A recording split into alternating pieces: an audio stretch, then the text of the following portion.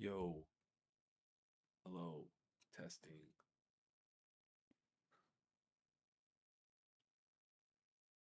Testing. Mic check, mic check.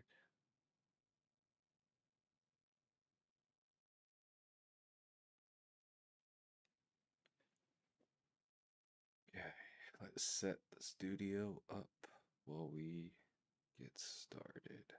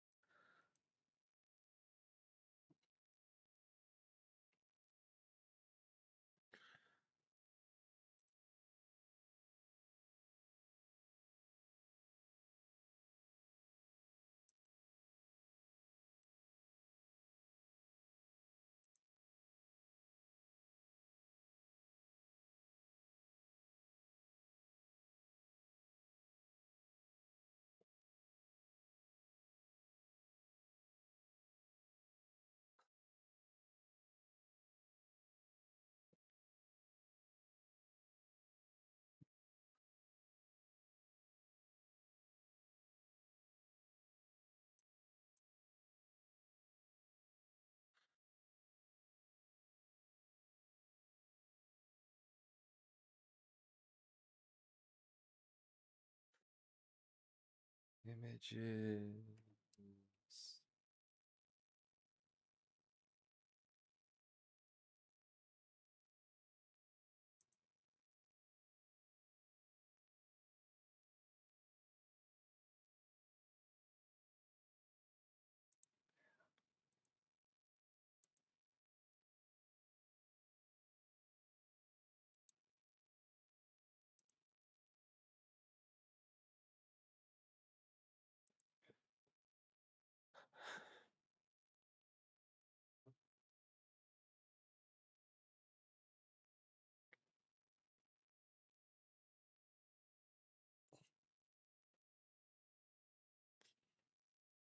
Hmm.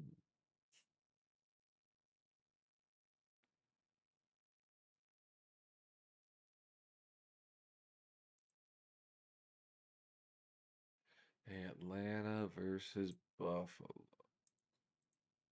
Let's get this going. Bijan.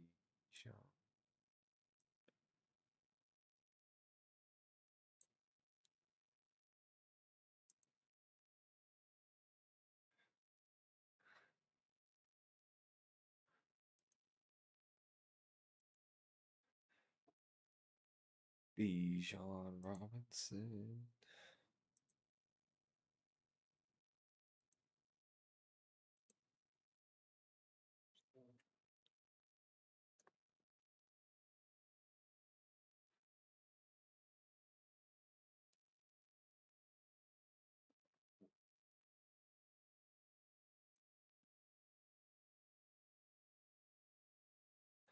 Drake London.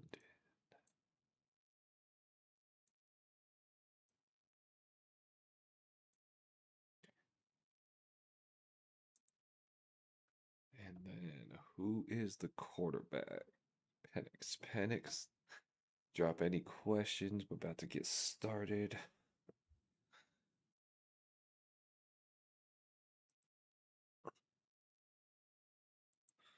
Who gonna win tonight?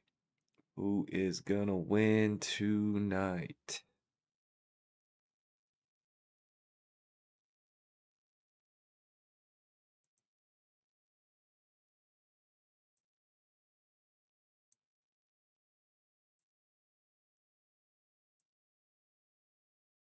Penix.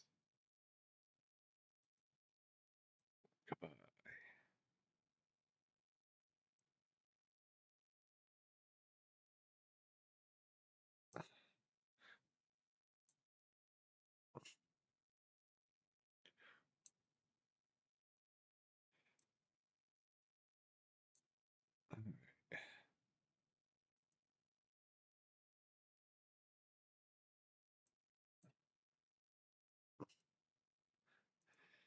All right, Atlanta's all set up.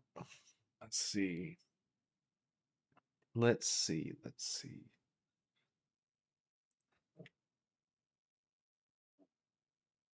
Wow, Atlanta already scored. I missed something. Tyler Algier. Hey, Eric, how are you? What is up? How did you do this week?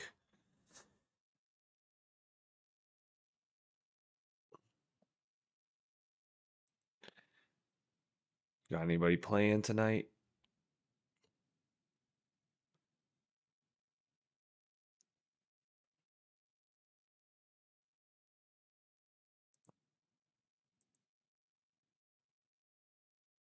Let me know in the chat. Any questions?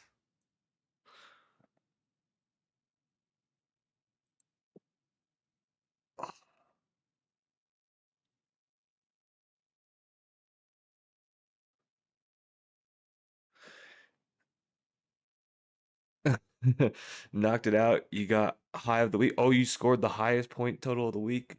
Oh, that's always a good feeling. Who did you have? Let me take a guess at who you potentially might have had. Maybe you had a combination of like Josh Jacobs, um, who else? Rico Dowdle, maybe. Um, let's see, wide receivers, George Pickens, uh, maybe JSN, Tyler Warren, and the tight end, maybe. And then Baker Mayfield for quarterback. Let me know if I'm off. That's who I'm guessing you got. Let me pull up the the game right now. Well, while you drop that in the chat. Oh, you're working a Band-Aid team? Oh, did you have like Vidal or somebody maybe? Vidal, he went off. Rico Dowdle, Vidal and Rico Dowdle. Kendrick Bourne maybe. Um,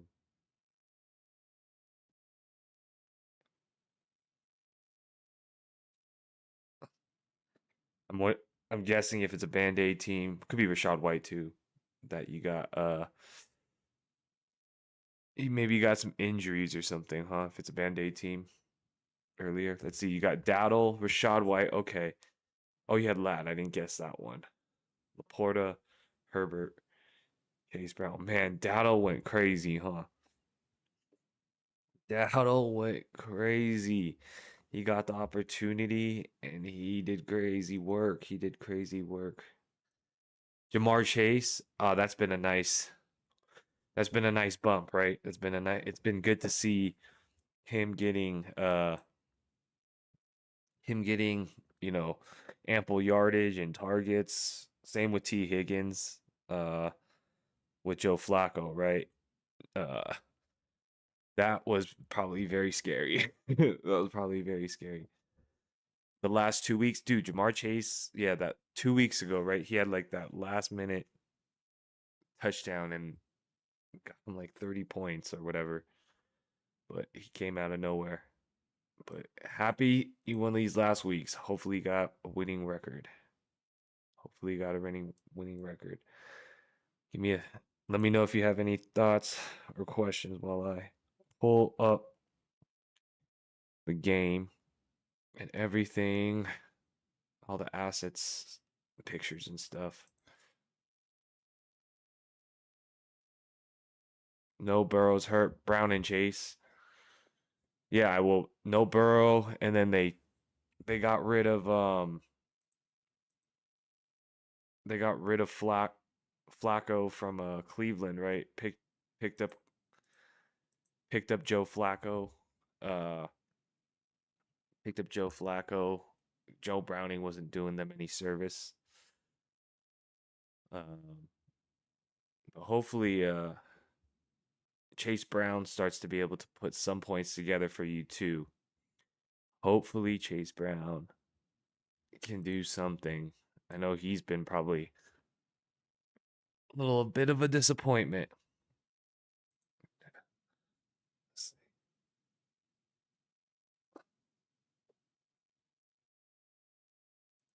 Let's see. Josh Allen. Boom.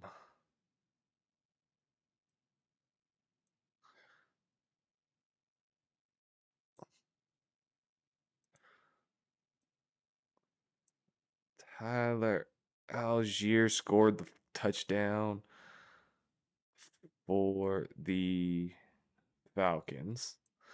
That's crazy. I don't even have an Algier one. Let me see. Someone dropped a Checo last week, so you picked it up. Thinking down the road, my take on him.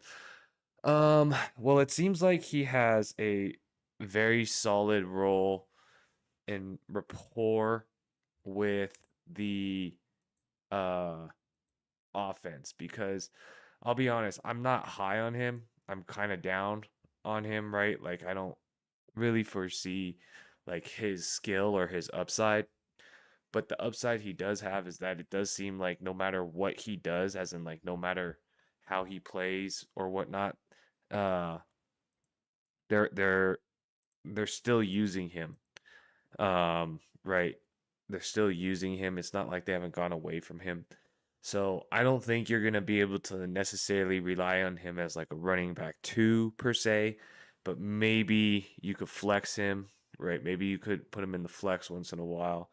Um, on the positive end, right? I know that was a lot of negative talk for Pacheco just because I didn't like what I see this year and even when he had the opportunity last year. But on the positive side, the Chiefs offense is firing on all cylinders.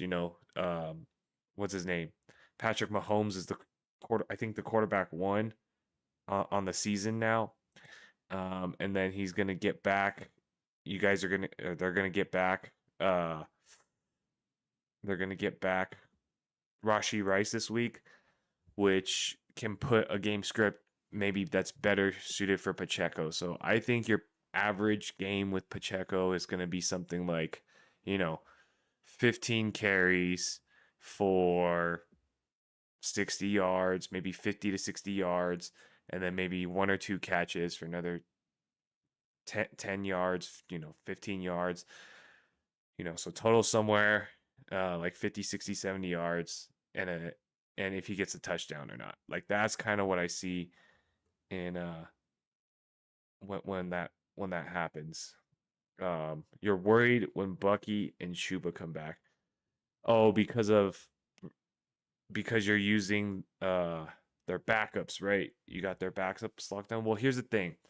I think Rico Dowdle you're pretty safe with. Like I think Rico Dowdle for the course of the rest of the season, forbearing any other injuries, I think at worst he's going to have uh like close to a 50-50 split and probably be the one in the passing game. So in the overall usage, I actually think he might start to be used just as much as Chuba, if not more. It'd be kind of hard for them to go. I think it would be kind of bad, dumb for them to go away from how productive he's been. So I foresee Rico Dowdle for sure getting work. In terms of Bucky, I have Bucky. So I'm speaking from a Bucky owner. It does not seem like he's gonna play in these next couple weeks, okay? Um I think they have a bye week in like 2 or 3 weeks. So it's possible that they just continue waiting it out. Um, but even when he's back, they might still have to use Rashad White a decent amount too with all their wide receiver injuries. Um, and if they need to take some time with Bucky. So I think, for the next few weeks you're pretty solid. Maybe while you have, this depth, you could find a way to package something uh to get a rest of season, value. If you're worried about, losing both these players when they come back, maybe there's a way to package them together to a different owner or a couple pieces of your team together to get another solid depth piece. Because for sure, right now, for I would say at least this week, maybe even next, I think you'll be okay with those guys. And then you have Jaylen Warren. So Jaylen Warren, I think it's hard to predict what uh they're gonna do there. Skill wise, both him and Gainwell were doing um well. It's kind of it's just kind of hard to predict. But I think as long as they continue usage and he gets a couple touchdowns, I think Jalen Warren can be serviceable. I think he can fit into like a RB2 flex range. Um, we just got to make sure that, the usage over this next week or two stays true. Even though they were winning, all game this last week, they just they probably went away from the run game uh because Cleveland is so good at the run defense. Like they stopped Derrick Henry, they stopped Josh Jacobs. There was multiple A caliber running backs that they stopped. And since that's the case, um, you know, it could have been that Pittsburgh's mentality was just we'll just beat them through the air. Um, then, so I personally see Jalen Warren as usable down the road. He has he was performing every week without touchdowns before he got injured. Um, and so as long as, we kind of just watch things over the next week or two and make sure that they don't do anything weird, I think he could be serviceable. But I appreciate those questions. Let me know if you have any others. Eric, if drop a like if you got a second, and I'd appreciate it. Let me know if you think of anything else. All right. Um, so what is next? We got Josh Allen here. And then I'm gonna bring out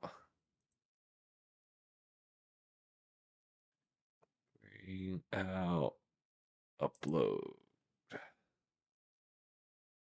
image.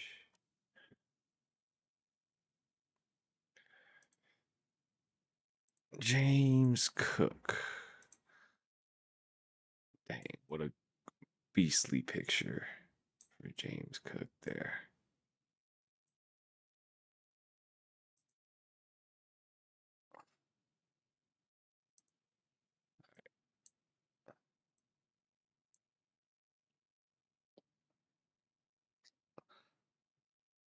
Okay, so what did we miss so far in this game? It is a tie game, and we missed from Tyler Algier the touchdown, and then Dawson Knox a touchdown. So touchdown for the Atlanta Falcons, and then a touchdown for Josh Allen to Dawson Knox.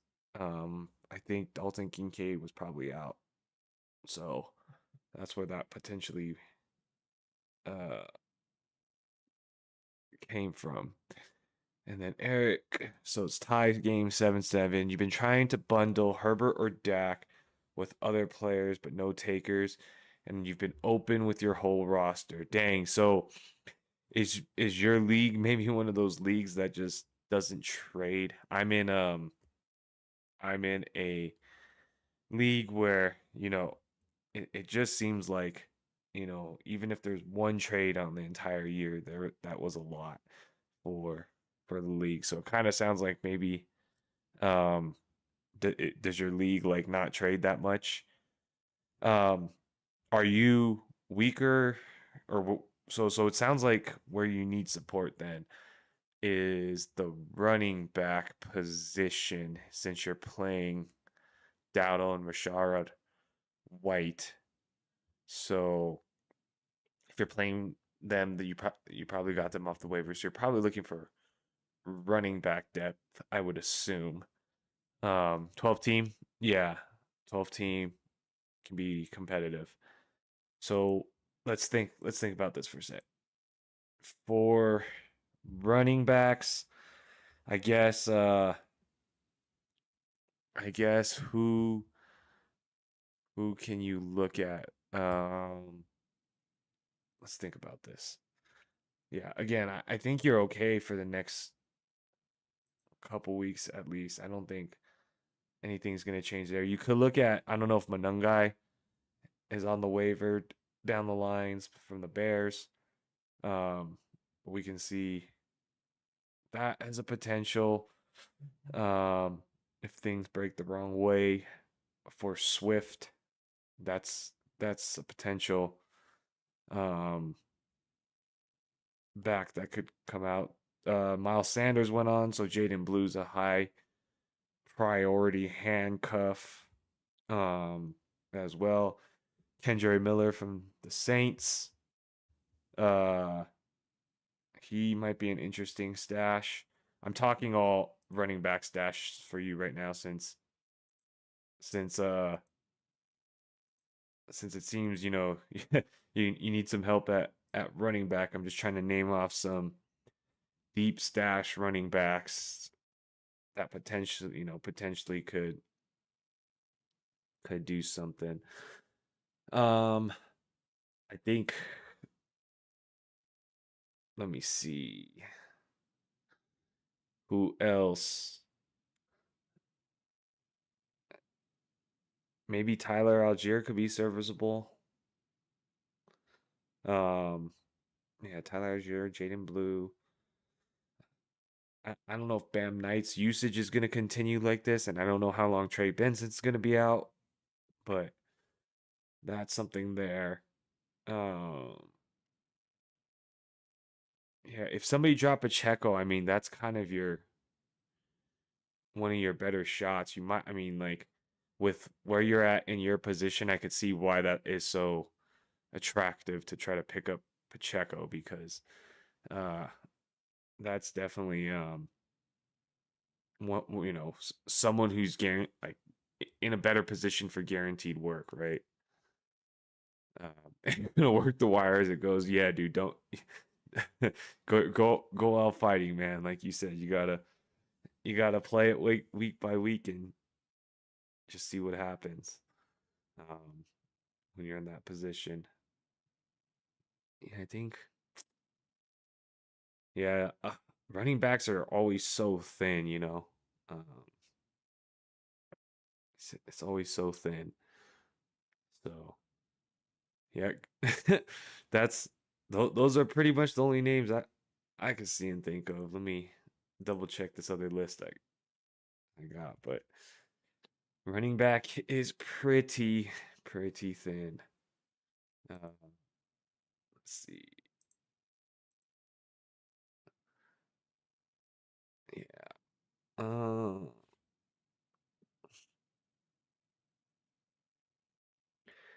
Pacheco's there. I don't know if Spears is still on your waiver. Yeah, we talked about Kendry Miller.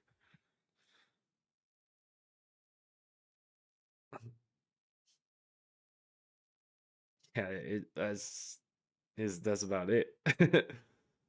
That is about it. Bam Knight, Tajay Spears, Justice Hill, Isaiah Pacheco, Bayshaw Tootin, Kendry Miller.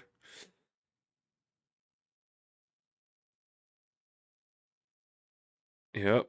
Yeah, I guess you're gonna have to work the wire, like you said. You might have to work that wire. All right, so appreciate that, Eric. Appreciate your questions. Appreciate your thoughts. Drop a like if you can, if you got one. In the meantime, let's look at the game. So we got a 7-7 game underway. Both teams have scored a touchdown where Tyler Algier for the Falcons scored, I think, on like a 20-yard uh rushing touchdown, it said. And then uh Josh Allen hit Dawson Knox for like a 19-yard touchdown. So it's tied 7-7 now, and Atlanta should have the ball.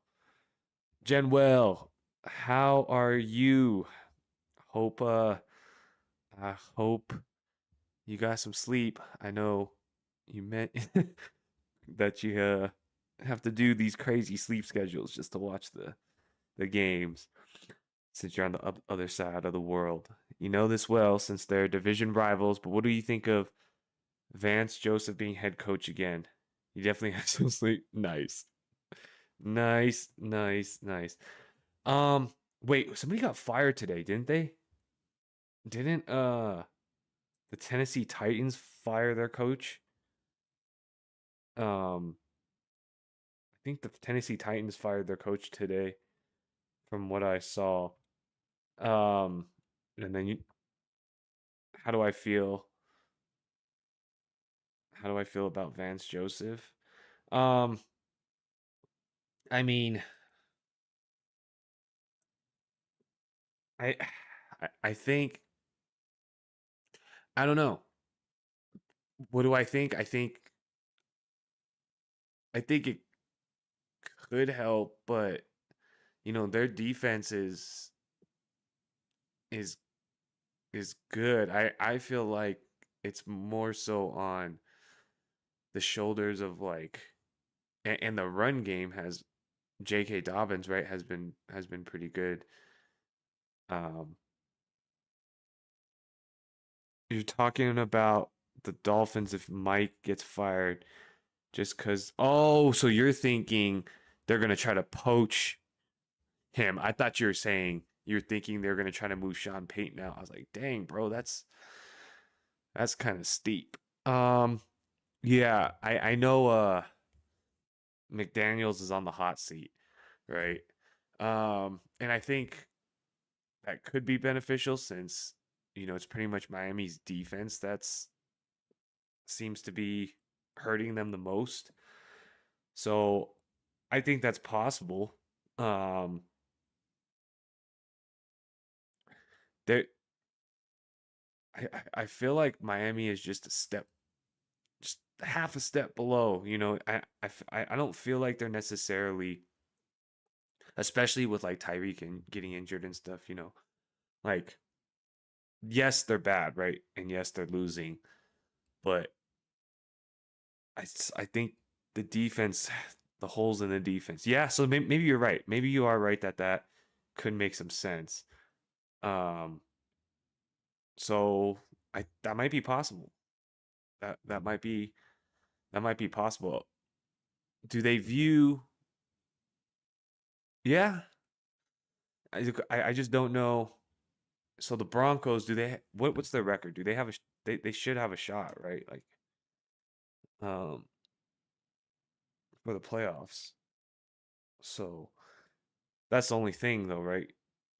Because where they are at in this 4-2. Yeah, right. He was terrible. Yeah, I'm not saying he gonna be great, but when we were brainstorming yesterday on if uh if Miami would move off of Daniels, the only reason that like intrigued me at all was like their defense does have holes in it, but I feel like Daniels I feel like they want him to make it work. Or wait, is that the right way to say it? They want it to work with Daniels. Um, but I don't know. There was like some commotion or something. Maybe I'm misremembering, but something about uh like after the game or something. Tua said something about half the players not being to being in meetings on time or something like that. Like that Tua basically outed like the culture of the team, saying like, yeah, we don't really know what to do or something like that. I'm butchering it, paraphrasing a bit, but I saw something like that. Am I a Tua fan? You know, yes and no. I'm not a Tua fan, as in like I don't think you're gonna win the championship off him anymore. I think it was you and I talking about concussions. Um, like I think he has such a high risk of that, and how much they want to be careful with that, and how like when it was good, he had to be able to take big hits, to let the play develop, run on his feet a bit, so I don't think, like the things that made him special 2 years ago or 3 years ago, whatever it was, because they capped that part of his game for his health. Like I don't see him, you know, what's the word? Like being somebody that you could ride to a championship. Players coming to player only meetings late or not at all. Yeah, yeah, that was the one. That's the comment I was saying. So I'm not. At least the Raiders won, but it was a snooze fest, dude. I know. At least we caught a break and we played the worst team in the league. So the two worst teams in the league playing each other, definitely snooze. definitely, definitely a snooze fest. But I mean, I know there's very little chance this year. Like Chiefs are looking really good. Broncos are 4-2, like you said, and then the Chargers. I think you guys are just. I think you guys will figure it out. I think you guys will hobble your way through the season and like make the last spot, of playoffs. That's how I kind of feel. I think so. I think there might be uh, three teams for the division going in.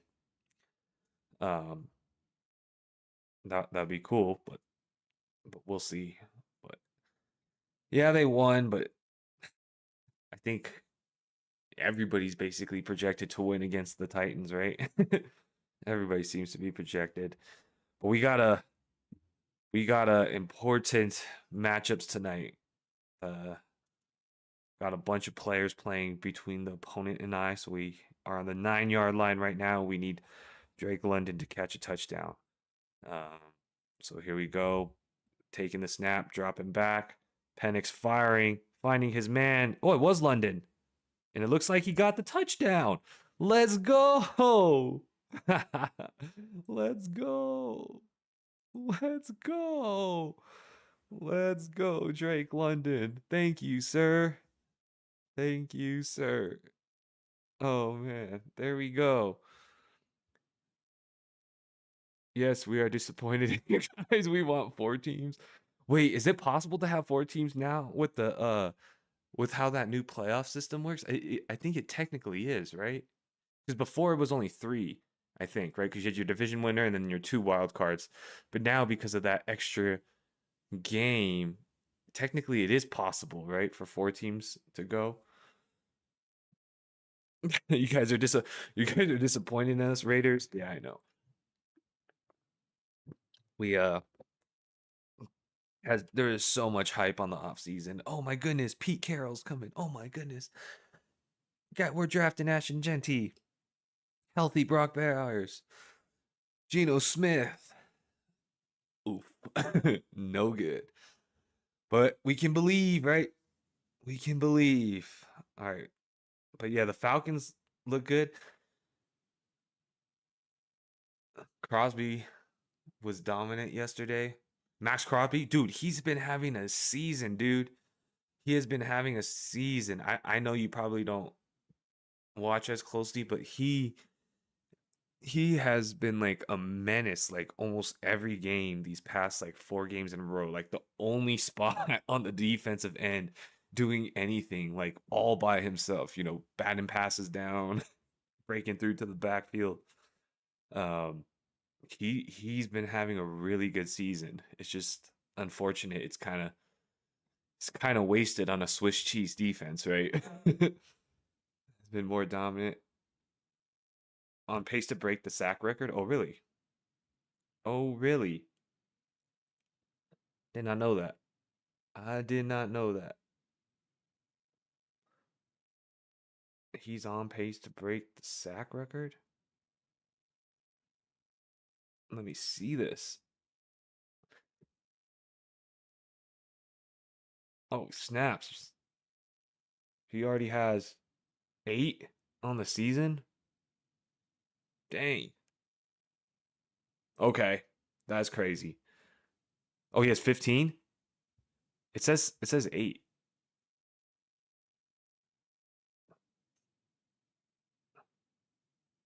Yeah.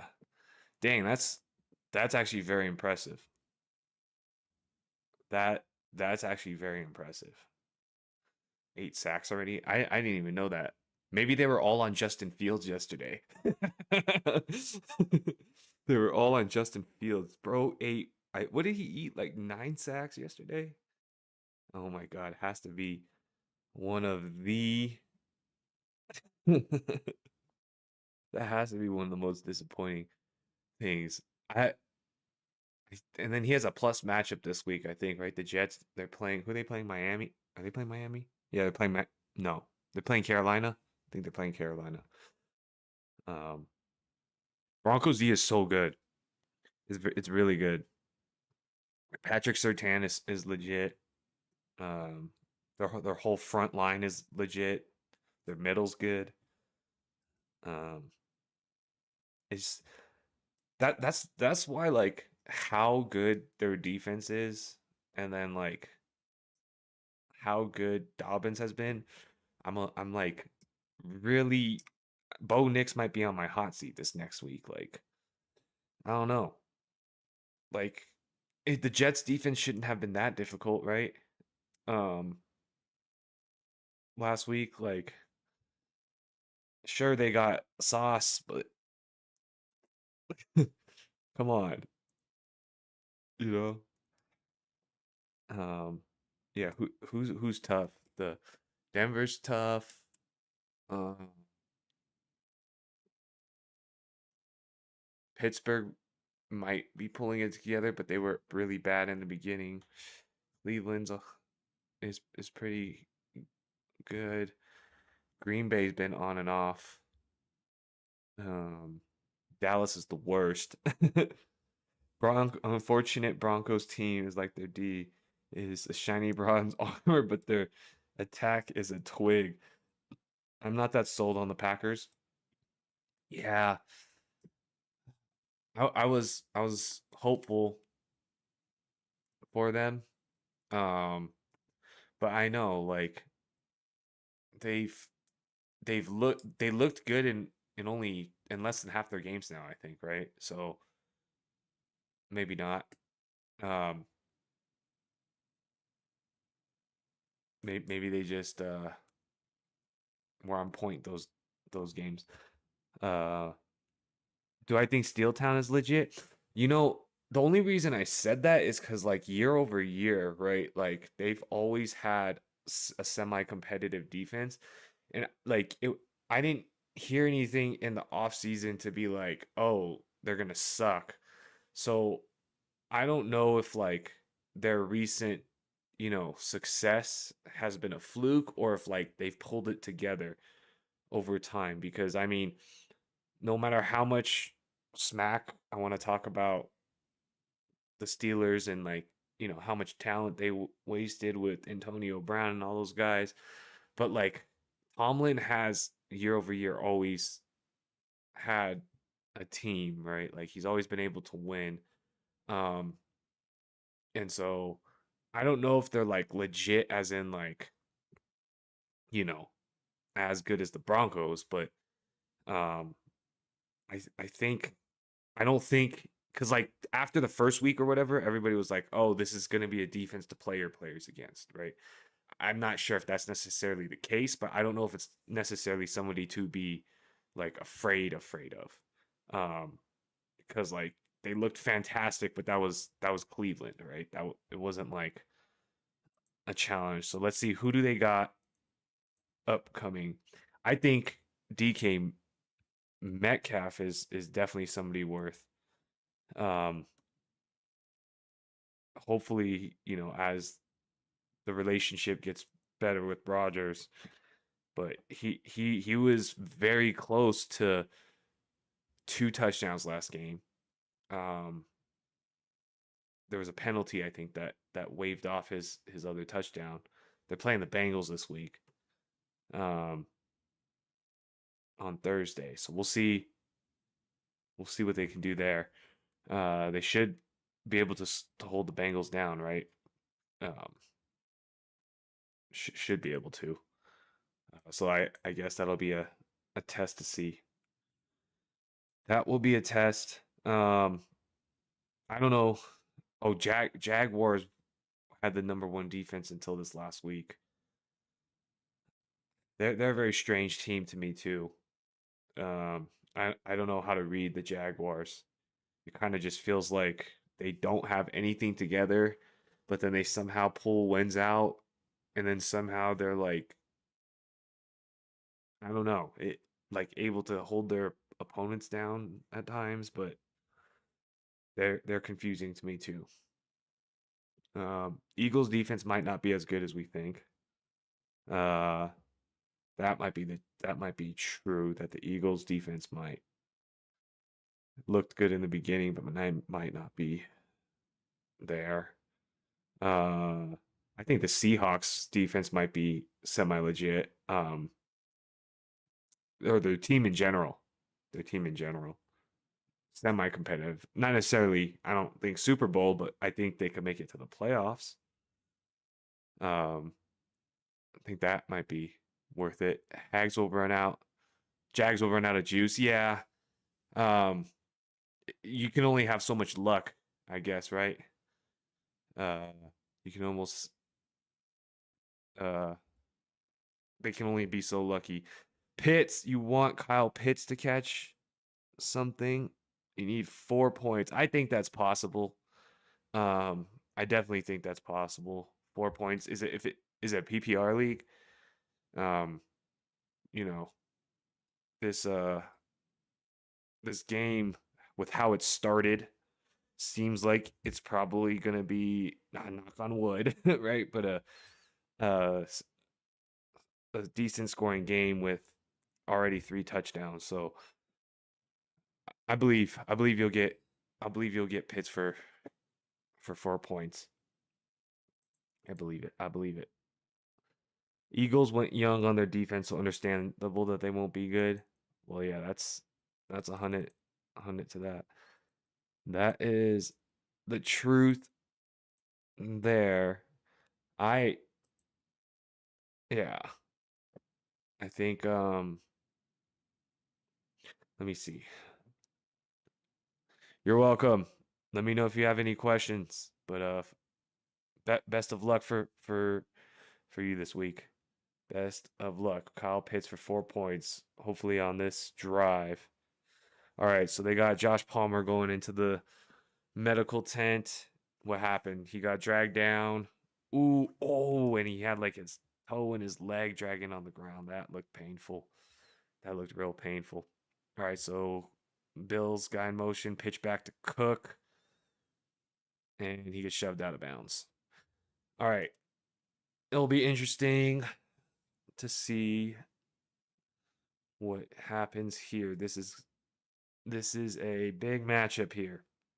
Big matchup. We got Drake London going against James Cook for my matchup on this one. And then we got a doubleheader with the Bears playing the Commanders.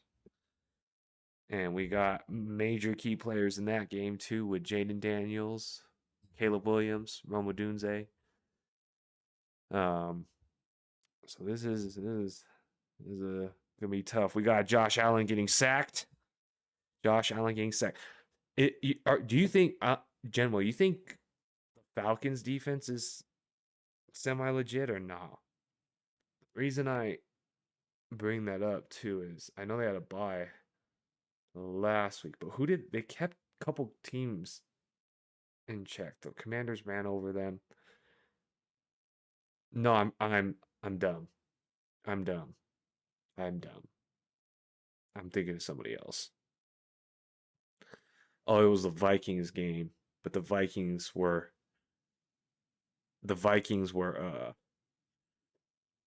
just sucking. That's right. That's right. That's right. That's right. Nope. Scratch what I said. Scratch what I said. That is not it. Um no, the Falcons, they so I've been watching them because of London, and they were scaring the crap out of me in the beginning because like they were basically, you know, what felt like 60% of the plays were going to Bijan, and then on the passing plays, you know, there were a couple of games where like Penix didn't throw many passes, and then the passes he did throw were like way off. So it was kind of scary for me at the beginning. I was like, oh crap. did I just draft a bust? But these past two games, it looks like they have balanced things out since they're scoring a little better, or not better, but yeah, I guess better. Better is the right word. Your Chargers defense is pretty good too, I have to say. I think they're decent. Um, and hold on. Let's see.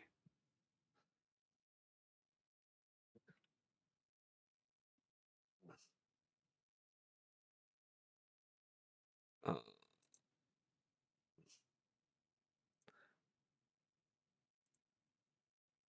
oh my goodness. Put this user in a timeout. Put this user in a timeout. All right. So, what should we look at headed into this week?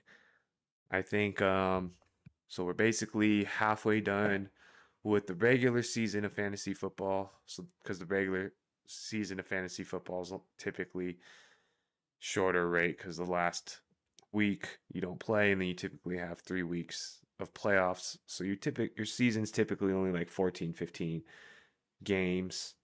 So we're basically almost halfway through the season at this point. So all the trends we've kind of started to see for all the teams, all the players.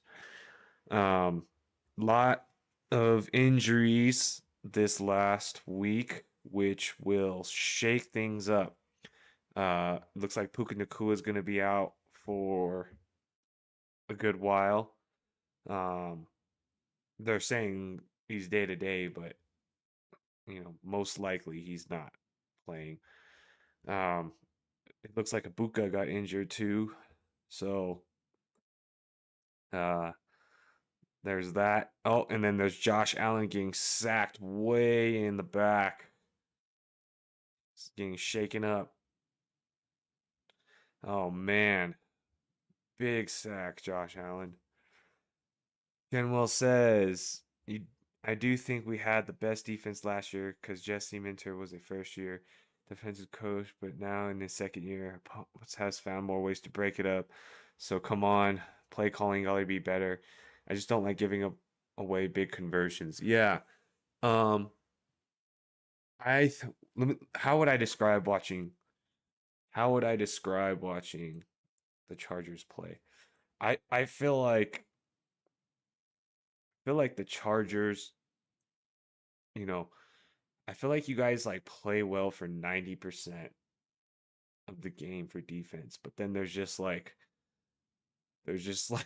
one play or something, like one or two plays like per drive that end up allowing, the opponent to be competitive because you guys got a good one against the Chiefs week 1.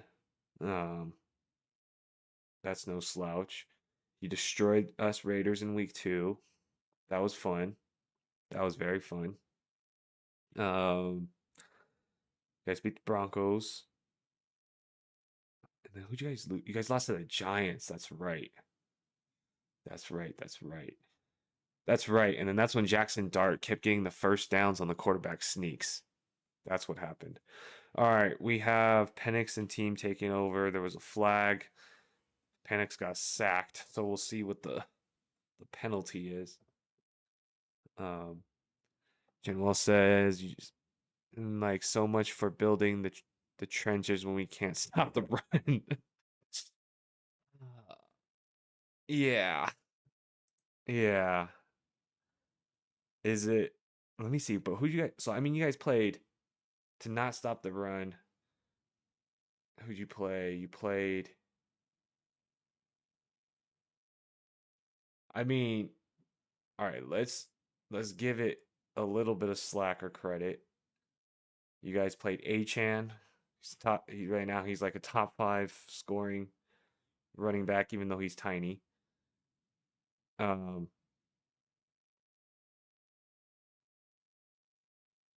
Oh, and then Bijan Robinson just took it to the house. As long as he didn't step out of bounds, which I don't think he did. Bijan Robinson, 81-yard touchdown. This man is insane at football. This guy is crazy. This is crazy. So they had I formation, shifted to the right. Bijan just gaped straight through the hole. There was one tackler to beat, and he couldn't push him out. He could not push him out of bounds. He could not push him out of bounds. So there you go. Atlanta winning 20-7 against the Bills. Screw the Giants. You had no dart intel. Yeah, I know. I know. That was a big surprise. That was a big surprise. And then but Scattaboo went nuts this last week too. You didn't really have intel on him either, right? You didn't really have any intel on Scattaboo. You think he's a Pacheco wannabe? Mm, I don't. He. So this guy. I think this guy. I think this guy's good because nobody's expecting his play style, and I feel like that's giving him the edge right now, right? Like he just like is willing to run his head into a brick wall, um, and like he is, it's not like he's tiny like Devon Achan in terms of like how skinny he is. Um, so I feel like it's that like shock factor of like, yeah, right, this guy, who is this guy, type of thing, and they just take off that like 3% concentration, but that's like just enough to like let him, break the tackle or whatever. Um, but yeah, the injury, yeah, I know that's a huge concern, right? Because like I like there's he literally like runs straight into people even more so than like Derrick Henry, right? He eats the tackle like harder than anybody else on the field. So I I I don't know how long like a body can take that. Like, of course I don't want to wish injury upon anybody, but like how you're saying, it's almost like, like, are you playing for the longevity of the season or or just this game?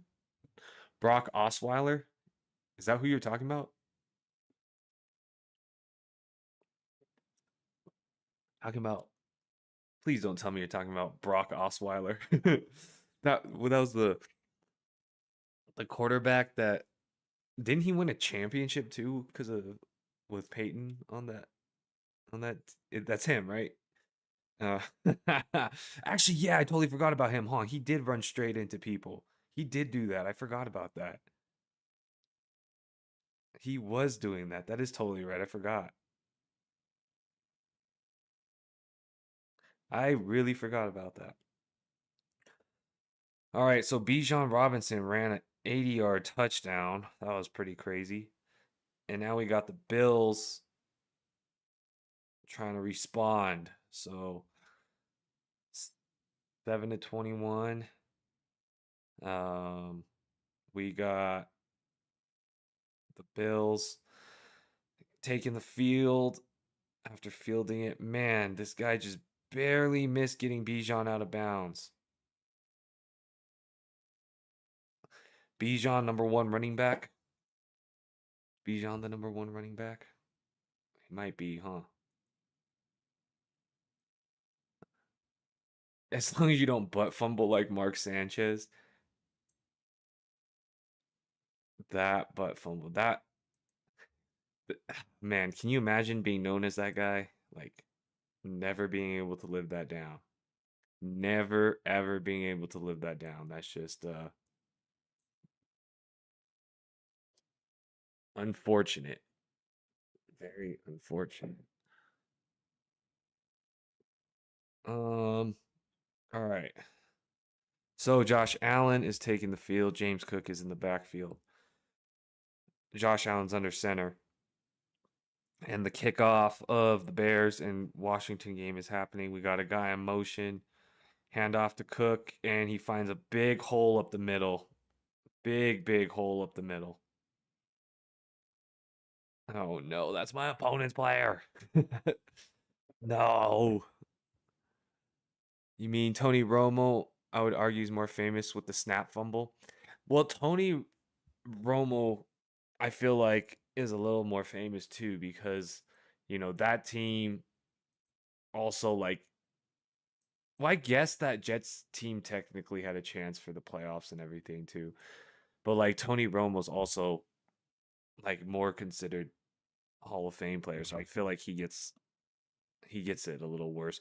What are the worst plays in NFL history? There's the butt fumble, there's the Tony Romo one, there's the Kirk Cousins taking a knee to run the clock out instead of spiking the football. That one was pretty bad too. That one was pretty bad too. Uh when Kirk Cousins was supposed to spike the ball and then he took a knee, that was pretty bad. When Russell Wilson threw the ball in the Super Bowl, that was also pretty bad. That was also a pretty bad idea. The Lamar fumble? Which one was the Lamar fumble? We're talking about Lamar Jackson?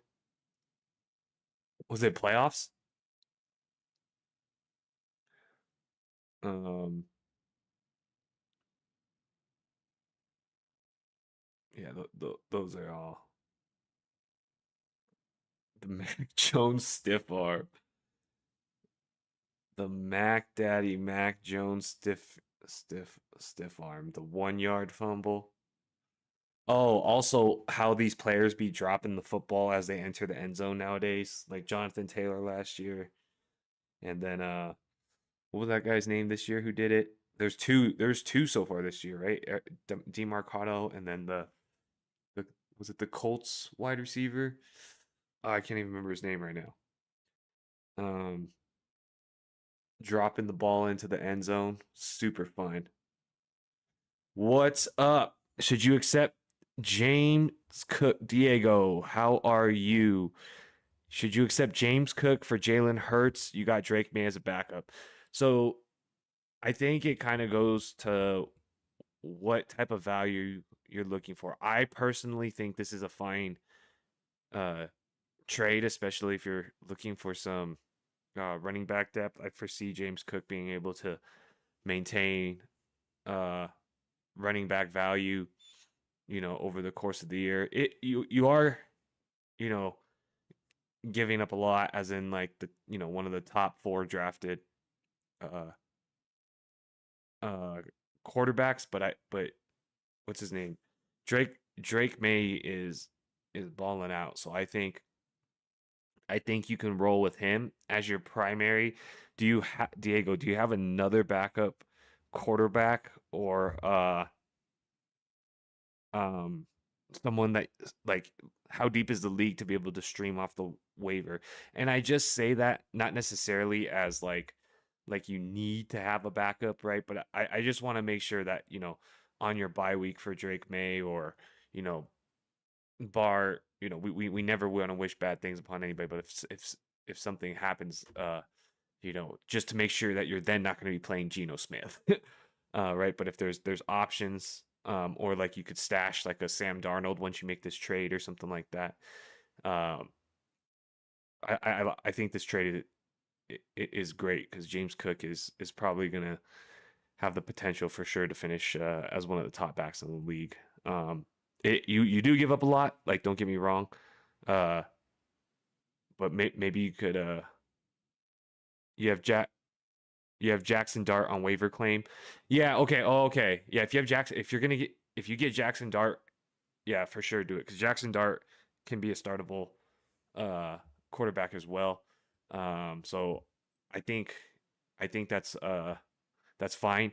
Just a quick tip before you accept the trade is if there's anybody else in the league who is struggling for a quarterback or wants a quarterback, just right before you accept the trade, you could message the other people in the league who if they want to match or beat the trade, right? I mean, you don't have to do it to everybody, right? If somebody has Josh Allen, they probably don't care to have Jalen Hurts, right? But if somebody's got another asset of equal or higher value of James Cook in your eyes, and you're looking for a running back, uh, I just wanted to throw that thought out there to say as long as I just want to double check that you basically shopped around for that same value to see if you can get higher value in your league. I hope that makes sense, Diego. Let me know if that helped, or if not, if you could drop a like, much appreciated. But thanks so much for asking that question. And Genwell says, "You mean the Cards defense was hilarious when they fumbled it to their end zone, dude? They gave that game away.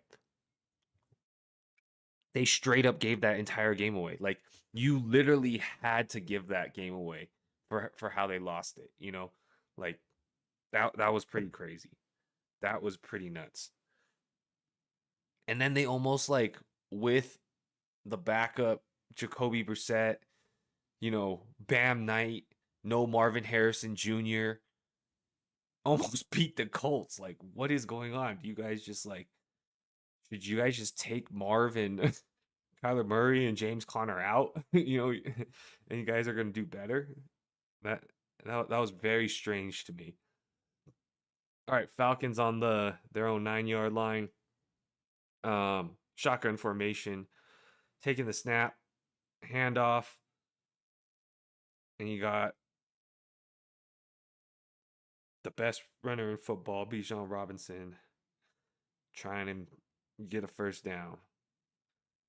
Maybe Kyler and Marvin are the problem. That's what I'm saying, dude. Like, Jacoby Brissett low key looked good. It was really weird. Like, he looked poised in the pocket. You know, he like when Kyler plays, like he has like happy feet. You know, he's like, and Brissett just looked like really calm, collected. So yeah. All right, so we got a first down happening for the Falcons.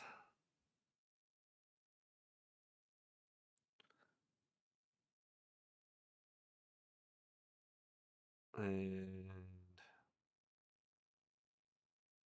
oh, my phone just froze. Yeah. Marvin Harrison Jr. Is he legit or is he not? Um, I don't know if I believe in him as a legit uh number one receiver. I have a hard time. I have a hard time with that. I have a hard time getting Marvin Harrison Jr. um as like a top 12 wide receiver on a year. That might just be me. Is there any noise around AOC since Geno Smith is playing terrible? Is there any noise? Wait.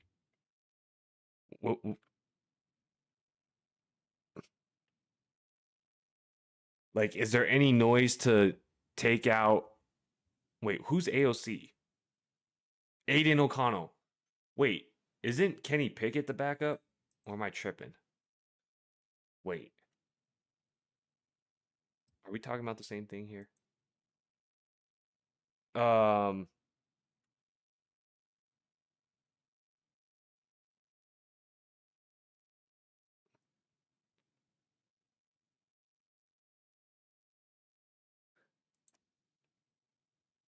how far?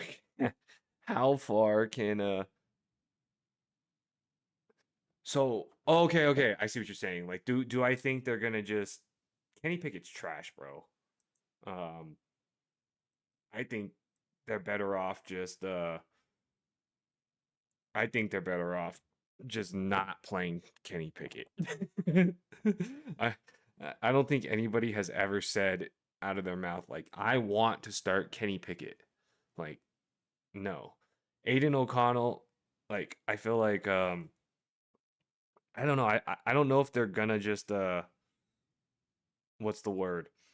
Like I don't know.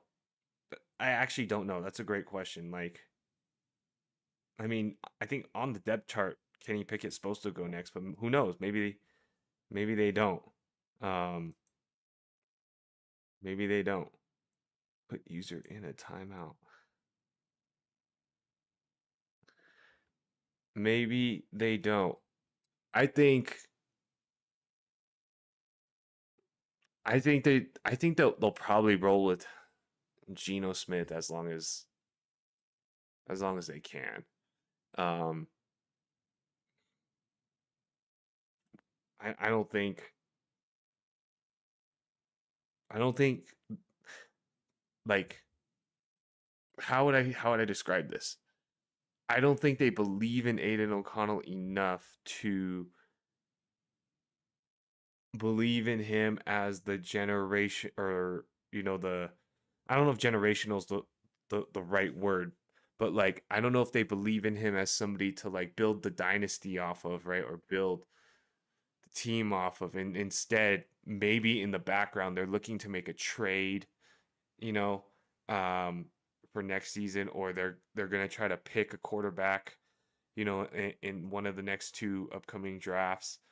Um and then like trade for somebody in the meantime. I'm not sure if they're looking to build the franchise. That's the phrase they always say, right? I don't know if they're looking to build the franchise around Aiden O'Connell. Um, yeah. Maybe a decision they make at the start of next season. Yes, exactly. That's exactly what I'm saying. That's exactly what I'm saying is like maybe they're just like, all right, well, we already made our decision with Gino, and whatever happens here happens. Let's evaluate, the guys like Aiden and stuff, um, in in the rest of the season to see what we're gonna do. You heard Arch is turning it around. Imagine a Manning at the Raiders, dude. Don't get my hopes up, man. You're talking about Archie uh Manning, dude. Don't get the hopes up. You can't get the hopes up with Genty and Brock Bowers and all them. That'd be a dangerous team. That would be a dangerous team. Um. All right. What happened? So in the other game, it looks like it's third down for the Commanders. Yeah, third down for the Commanders on the 30-yard line, and they get the first down. Okay, okay. So Washington has a first down.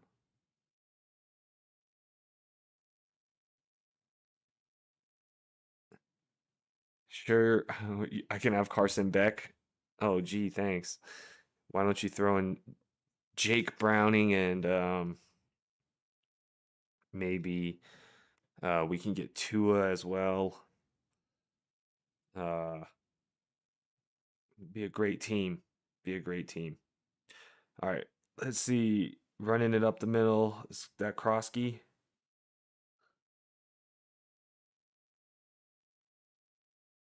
So, oh, Flacco. We're putting the all-star team together. We're putting the all-star team together here. Gee, just why not let me have Bryce Young too? I'll take Bryce Young as well. I'll take Bryce Young. And who was that guy? Oh, it was Nathan Peterman. I'll take Nathan Peterman. I don't know if you were playing fantasy football back then, but there was a guy Nathan Peterman who for the Bills, I believe. I think it was like I think Josh Allen got hurt. Is that what it was? And it was like his first NFL start, and then in the first half he threw like 5 interceptions. Oh my god. Unretire Cam Newton. Dude, his play style was athletic though, you know? So uh I don't know if like without that speed if he's in physicality if how he would be. Who knows though?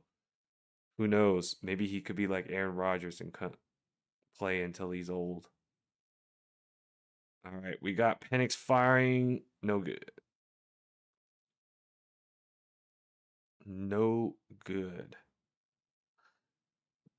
Just injuries ruined him. Yeah, I mean, he was uh he was playing crazy physical, right? And I think that's what they're worried about with Jackson Dart because low key Jackson Dart low key kind of runs into his opponents too much too for a quarterback. Um, he earns dollars with his podcast now.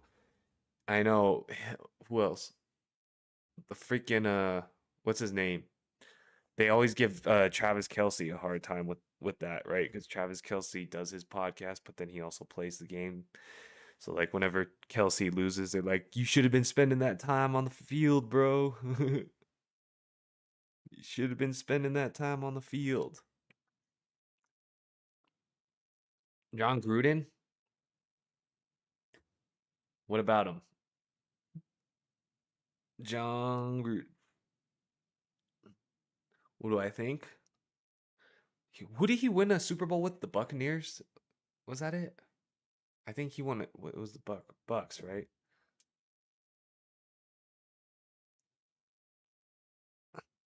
Oh, John Gruden has his own podcast.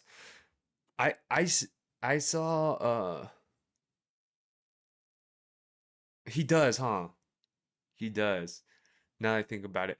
The so like I honestly do think there is some value in some of these players having I was gonna say Paul George because I saw your comment.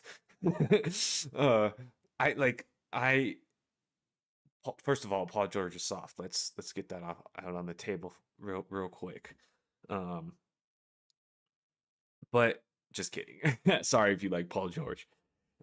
But like the part I like and appreciate about these player podcasts is like you sometimes hear these like the value to me is like when they interview like another veteran, right? Or like another retired player, and then you hear like these behind the scenes stories, right? Because like you always hear the headline stories of like, oh, Michael Jordan played in the flu game or whatever, right? But then like when you hear it from the player's perspective, it's like, oh yeah, I was on the bench with Michael Jordan during his flu game and and this happened or whatever, right? Um so I do kind of like those podcasts, but when the player is playing currently in the NFL versus not, I don't know how I feel about that because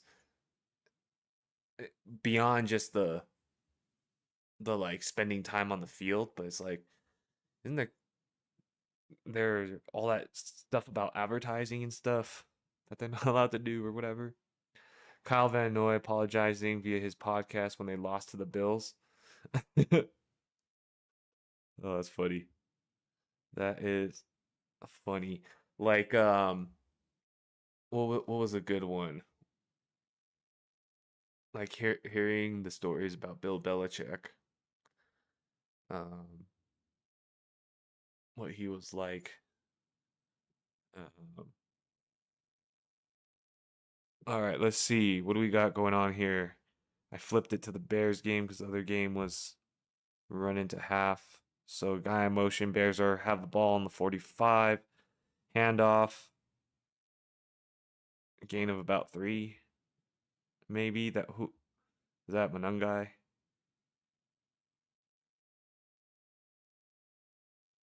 Yeah, that is Kyle Monungai. So Kyle Monungai is a guy to check out and target because DeAndre Swift has been running so inefficient at like 3 yards a carry that maybe they try to roll in Monungai here. All right, Caleb Williams firing over the middle, finds his man, first down. First down. Um, isn't Bill having a terrible record right now?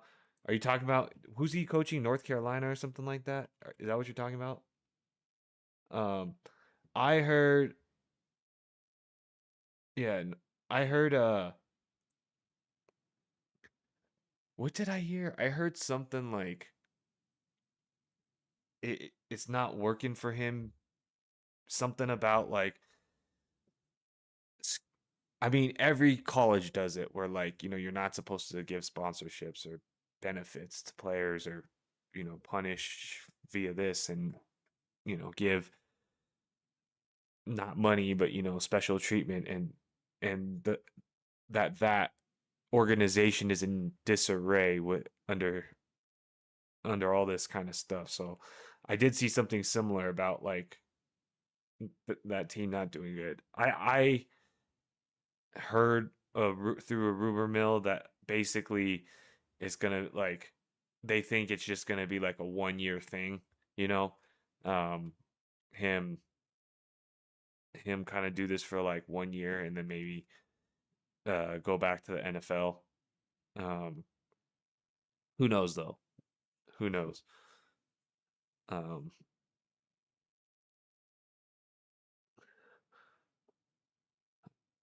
all right, so there was a offensive pass interference, I think, on Colston Love, then backing them up to 2nd and 20. Right now it's 3-0. Chicago's in the lead. Washington was marching it down to the end zone, but Jayden Daniels threw a pick right on the goal line. So Chicago got the ball back, and it's now 3rd and 20. Went off the receiver's hands. Caleb Williams fired up the middle. It went off the receiver's hands. I think, man, that was crazy. He stopped moving. If he would have kept moving, that would have been the pass. That just seemed like a blown opportunity right there. Seemed like a real blown opportunity.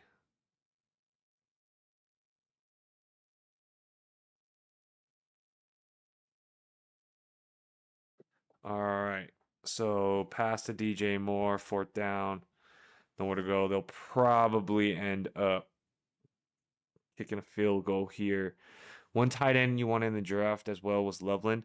Well, luckily you didn't get him because then maybe that's not true. Maybe that's not true. Maybe things change um in the second half of this year.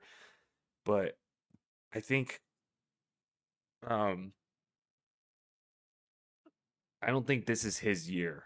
I think there's just too many mouths in that offense. I think he's great. Like I think he can be as good as you know, usable as like Tyler Warren and them, but it's kind of weird that they drafted him after didn't they like had just paid Cole Kmet on a contract. Um no Cole Kmet, I think, not Gasecki. Uh and then yeah, so they basically have two good tight ends, kind of like the Bills, I guess, how the Bills had Dawson Knox and then Dalton Kincaid. Um so who knows, or like Harold Fannin and Njoku type of thing. All right, shotgun formation for the Falcons, 42 seconds left. They're handing it to Bijan Robinson. They're up 7-21 in this game. Oh, Loveland can be as serviceable as Gasecki. I think he I think he can do well. I just don't know if has there ever been? I guess there has been two serviceable tight ends, right? Like on the Patriots with Gronkowski um, and Hernandez. So I guess it is possible, just not very often. All right, 37 seconds left. You got Falcons in shotgun formation. Bills lining up like loaded pressure. Dropping back. Looking deep. Fires. Oh, off the hands. So that did not go well.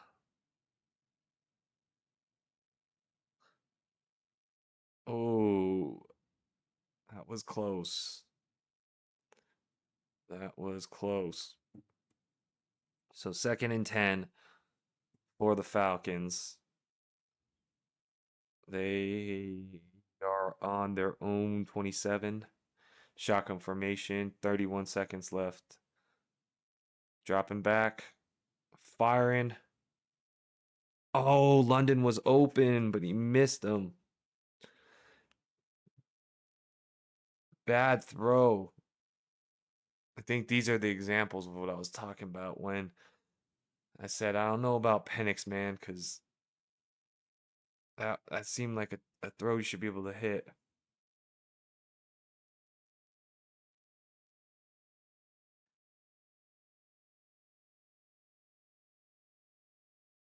That was that that was that was a good play, just a missed opportunity. And then they just run it for the last one. You're kind of glad the Falcons are somewhat turning it out. Their head coach was on the hot seat. Yes, he was. Yeah, they were. Honestly, they looked really bad. Like the first couple weeks, they looked really bad. Um, so he definitely was. They definitely were on the hot seat. Um, but it looks like a little bit more of a balance of pass and run and you know downfield opportunities. Penix still low key looks like a bum at times though. He made some passes today, but there's sometimes he just doesn't look good. All right, so 2 minutes left in the first quarter of this Washington game. They're going nowhere. Uh-oh, did they fumble? Chicago saying they recovered.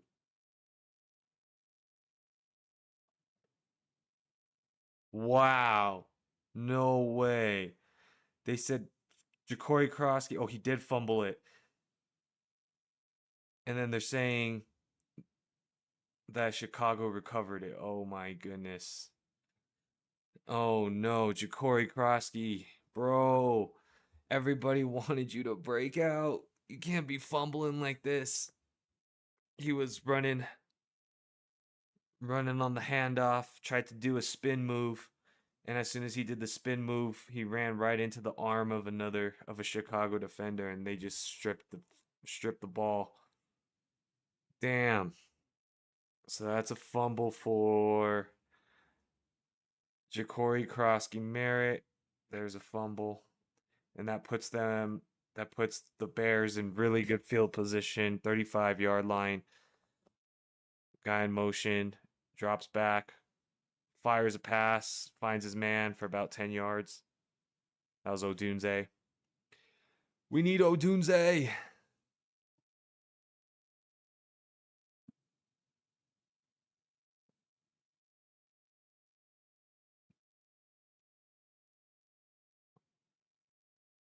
We need Odunze for a touchdown.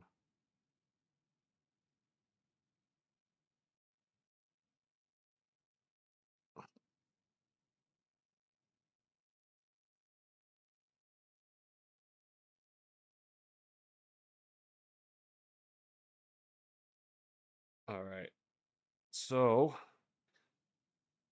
one game. at halftime, basically 15 seconds left for the Bills to try something. And then we got, after a turnover by Jacory Croskey-Merritt fumbling the ball. Croskey fumble after a interception. Okay, so DeAndre Swift just ran it for a first down, first and goal. First and goal after Jacory Croskey-Merritt fumbled the ball. He might be in the doghouse after this. But DeAndre Swift getting some good blocks.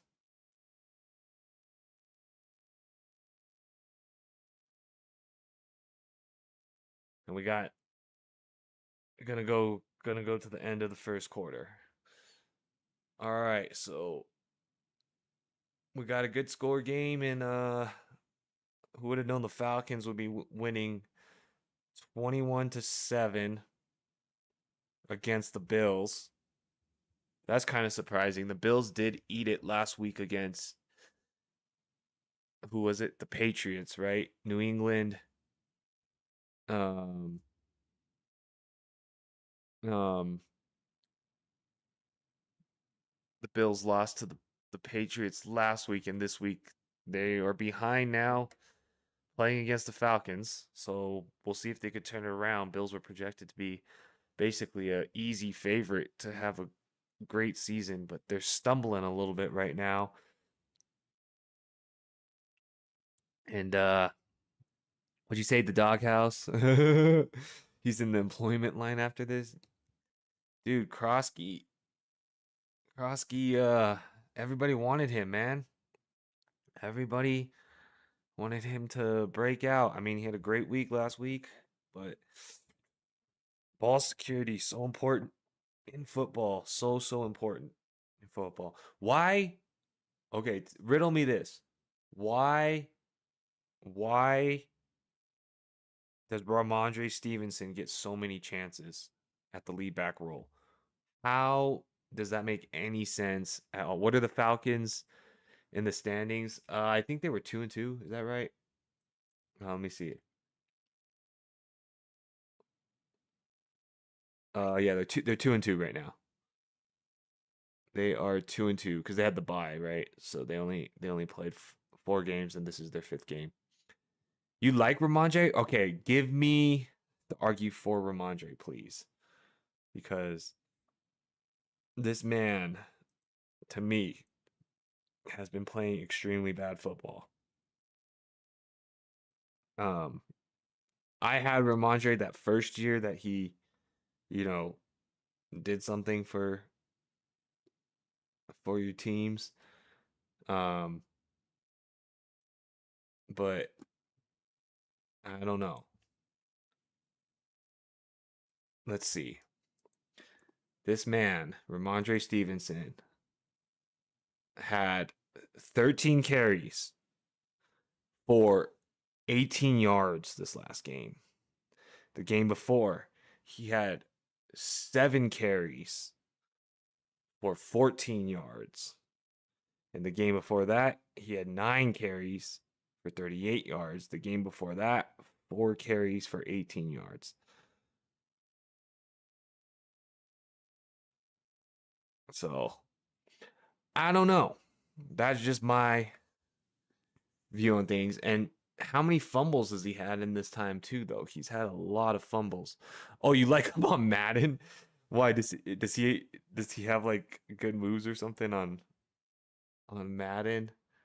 Maybe that's why. Maybe because they gave him so good of a stats on Madden that he had to do it. All right, we got shotgun formation for Caleb.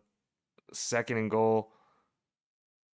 Caleb's taking it himself. Let's go. Touchdown. Caleb Williams. Let's go. Oh, I forgot to put his card up. Let's go, Caleb Williams. Oh, he gives you 1,200 yards a season using Eagles playbook, the West Coast power run. Oh, that's funny. That is funny. I know that's funny. And Madden, it like just based on how you play, or even NBA 2K2, right? It's like just sometimes the most random players you're good with or you find to be your favorite. Right? Um, so hey, AJ, who do you need to get points today, Anthony Johnson? Who who does Anthony Johnson need to get some points? Almost almost like this guy Anthony Johnson has the exact players. I was talking about Jayden Daniels.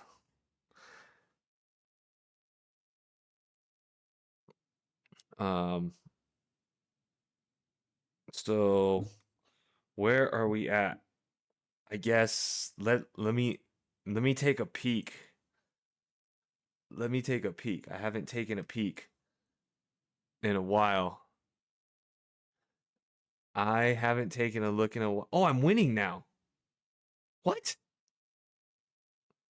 Oh, wow. Let's go. Let's go.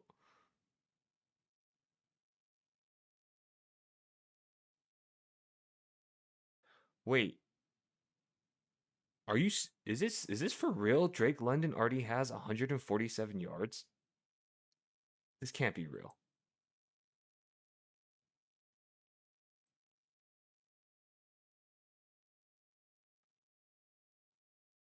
Oh my goodness.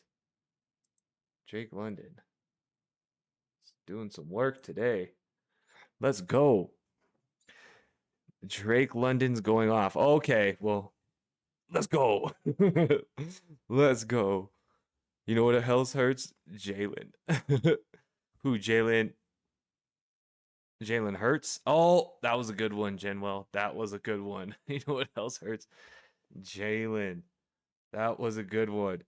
AJ, make sure you like the streams. It'll help. But yeah, I think okay, so Drake London's going off. Did not know. I saw him catch the touchdown, but I didn't see the 150 yards.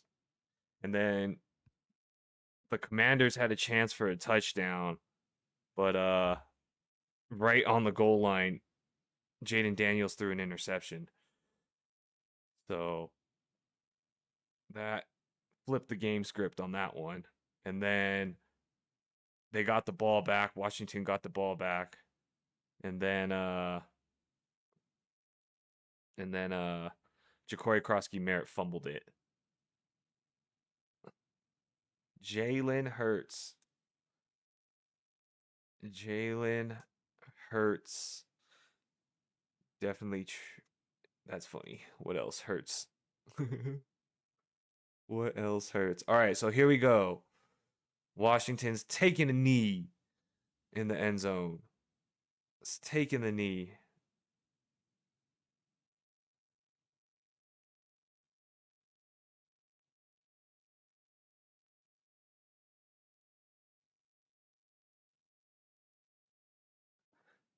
All right. So we got the Washington Commanders taking the field for what they're hoping to be their first score of the game. We got Jayden Daniels, Croskey-Merritt still on the field. Okay, so that's good. That's a good sign for Croskey-Merritt owners to know that they're not benching him right away after that fumble. Man in motion, takes the snap. Croskey-Merritt up the middle, gain of like 2 or 3. Gain of like 2 or 3. All right. Man, there's a in my area there's like a record storm that came through and like flooded so hard the neighboring town that they had to evacuate the neighboring town yesterday. So I say that because all of a sudden the rain just started coming down again, like really hard. All right, so first down caught for the Commanders. Be safe. Thank you. It's they would call this an atmospheric river back in California. Um, but yeah, they were like, this year has been a drought. This is the least amount of water we've seen in a long time. And I was like, this would be like the most amount of rain we ever got in California. All right, end around, hand off, and they get about 8 yards. The Commanders, so the Commanders are marching it back on the Bears. Um, Commanders are marching it back on the Bears. That was kind of like a trick play. Guy in motion in the backfield. A couple fakes, and then a pitch. Jayden Daniels. So, what does Jayden Daniels? Does anybody know if Jayden Daniels still do that virtual reality training? I'm curious if that is legit, you know, helpful uh to get more plays and reps in. All right, third down for the Commanders. Jayden Daniels tried to keep it himself, design run play around on the outside, but nowhere really to go. Bears broke through the backfield and were able to swallow it up at the line of scrimmage. So 3rd and 6, shotgun formation. Uh, about 48-yard line, dropping back, firing over the middle, and just missed. Virtual reality training can't be better than just going outside, right? Well, the reason I brought that up is that's what Jayden Daniels said is the reason he was able to make it to the conference finals last year was his virtual reality training. And apparently, what they say or what he said is like basically since you get to do it 10% faster or whatever, you get more reps in, and then because it's faster speed, like your reaction time gets quicker to make decisions. um so that's I guess the logic behind it. uh but I don't know how many people are using it. Jayden Daniels fake play action, finds open space in the middle, runs up for about 7. Are we exclusive to football? What does that mean? Like, do I exclusively only stream football? I just started streaming football this year on a whim, uh, just because I like it, but I don't know if that's what you're talking about. Like, if I stream basketball or baseball, not yet, but maybe if something exciting happens, I might. Um, Shotgun formation, snap. All right, McNichols got the first down. He got the carry and the first down.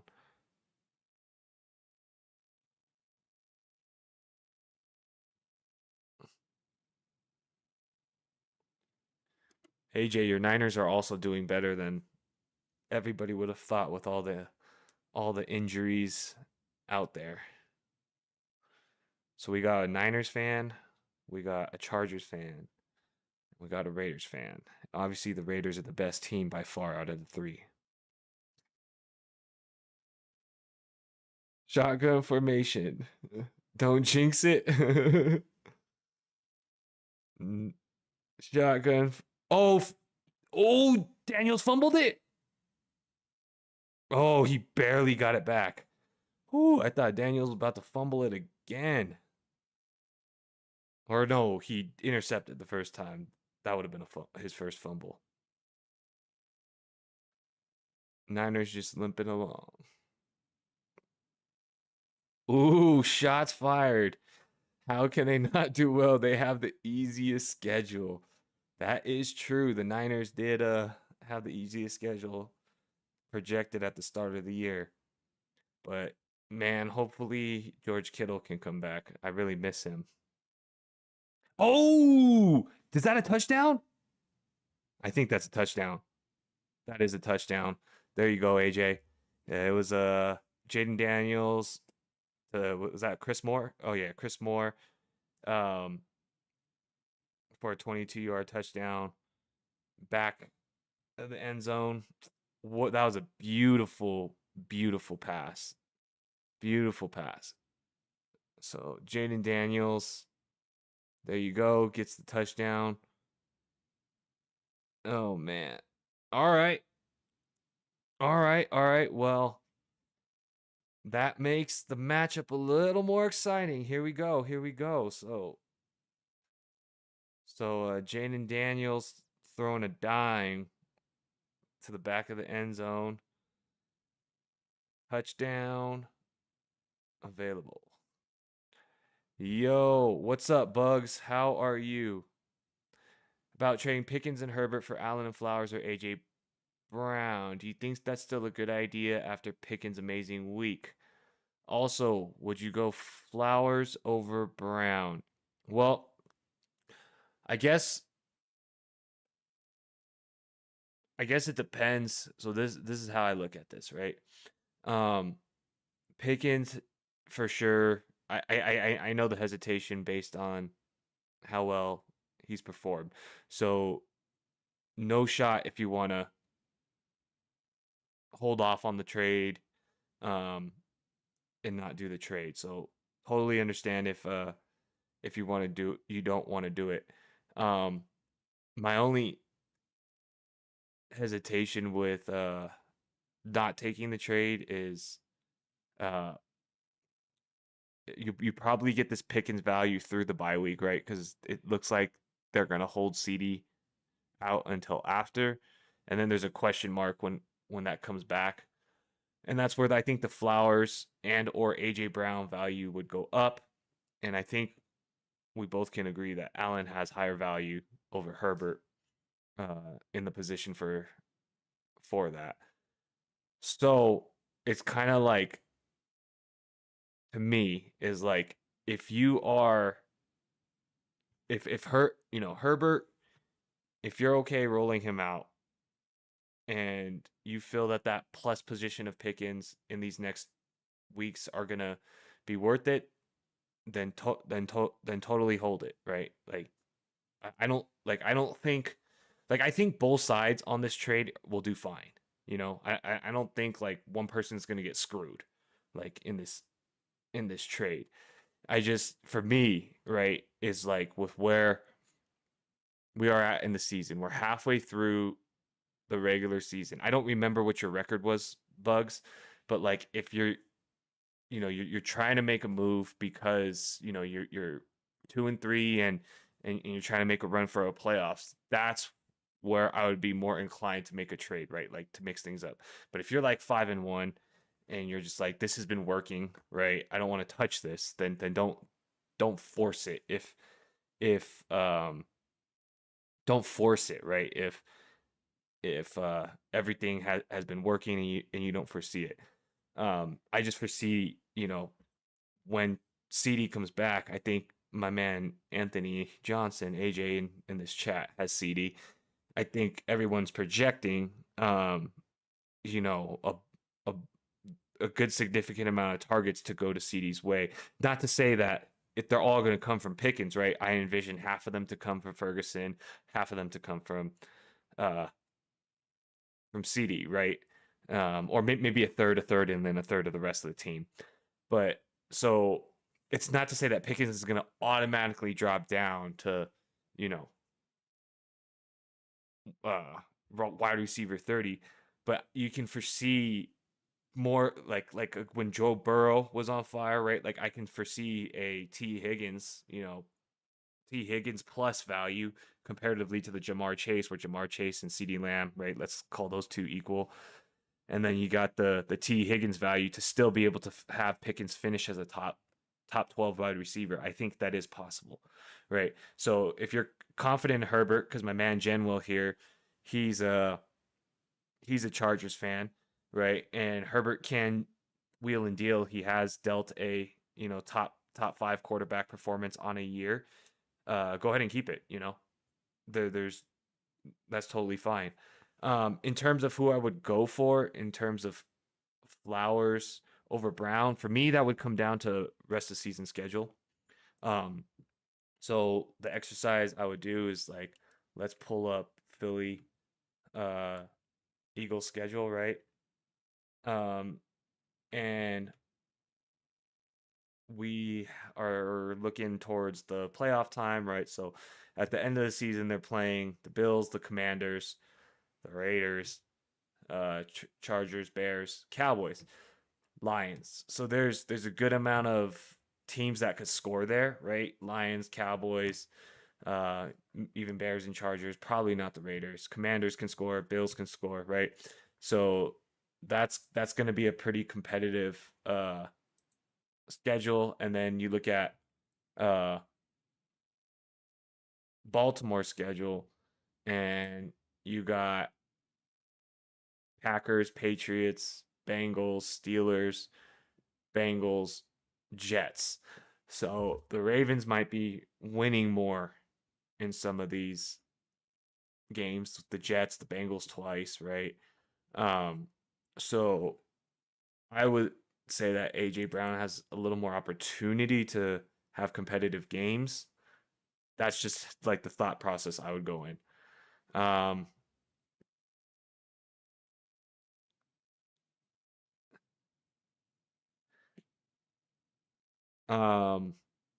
so that's how I would look at it.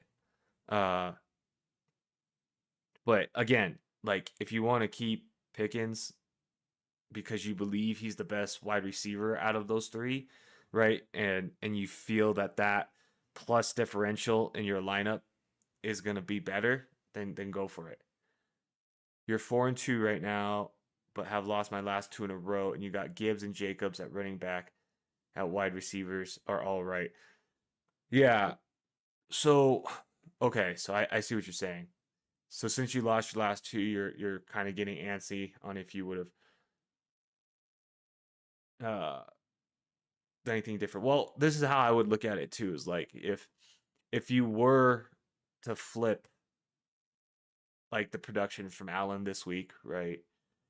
Like is that, would that have won, or is it just, it could just be strength of schedule of your schedule too, right? Like maybe the teams that you played just blew up, but like I would compare my average, right? Like where's your average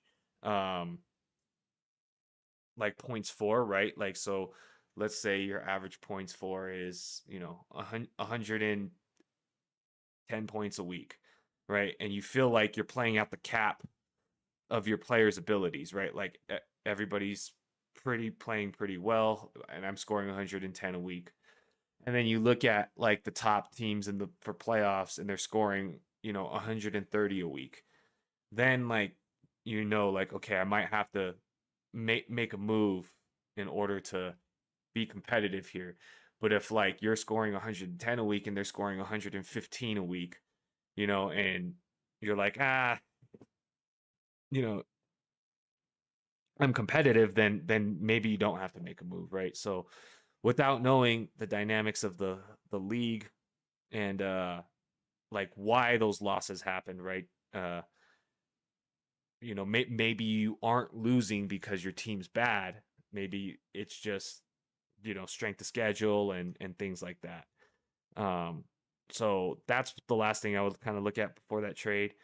Uh, I again, both sides have great value, so it's kind of just like who do you want to roll with down the stretch, right? Like those, like like we only got uh like 6 or 7 more games left or whatever in the season to make playoffs. So we need to give ourselves the best shot based on strength of schedules, and our upcoming opponents, like things like that on on whether or not we should make this trade. Okay, you're gonna go check that out. Yeah, let me know, Bugs. Appreciate it. Let me know any more questions or any more thoughts. If you could drop a like, much appreciated. But hopefully that was helpful. I know Gibbs didn't serve you well this week. He didn't serve me either, but I'm not scared of Gibbs or Jacobs as your running backs. Those are very, very solid.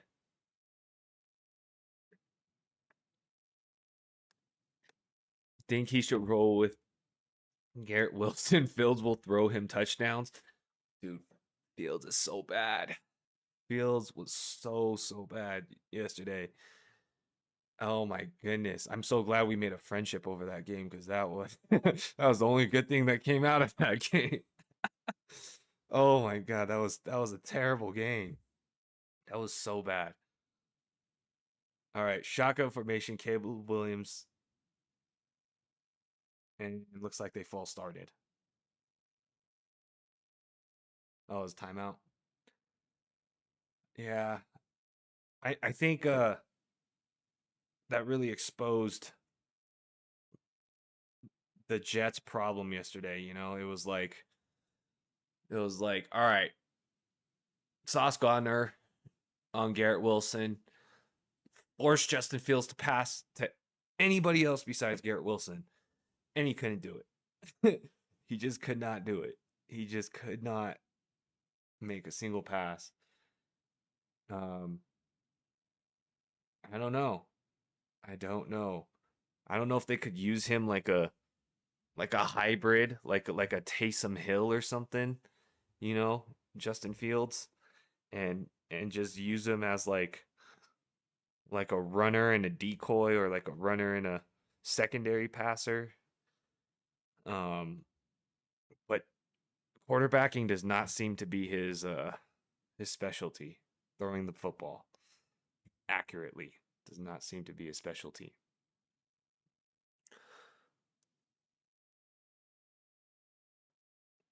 Garrett Wilson is legit though, so I don't think it's his problem.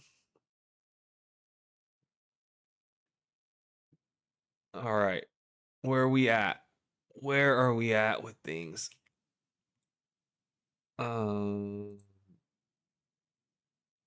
all right, so the Bills scored again. It looks like. Okay, so the Bills scored. Ray Davis scored while I was not looking. Touchdown. Josh Allen to Ray Davis. Josh Allen.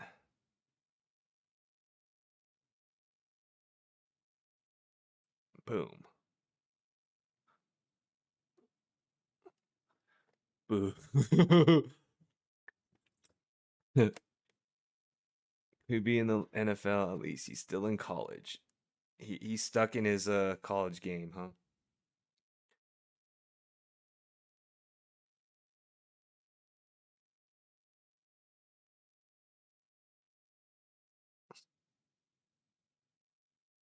All right, so the Bills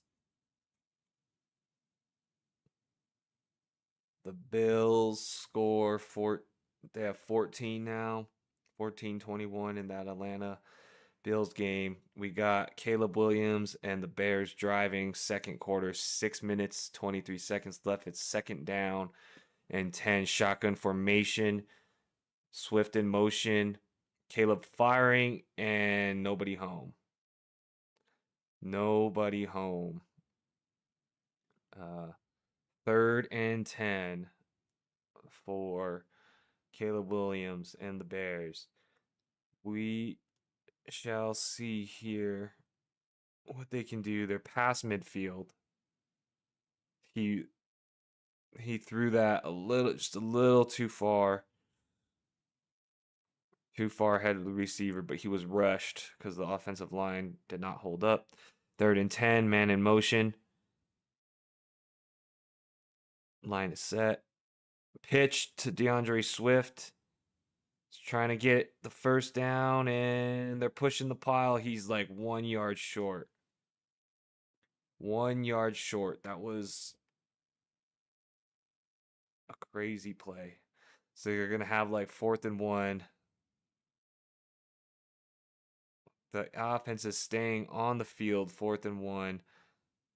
So they're going for it on 4th down. So the Bears are 2-2. The Washington Commanders are 3-2, since the Bears had their bye week already. And now we got Caleb Williams under center, 4th and 1. Guy in motion, fakes the handoff. Oh, pass is tipped. And the Commanders are taking over. Dan Quinn looking way too happy with his hat backwards on the sideline, trying to look a little too young. Coaching the team like this. Coaching the team like this. Let's go.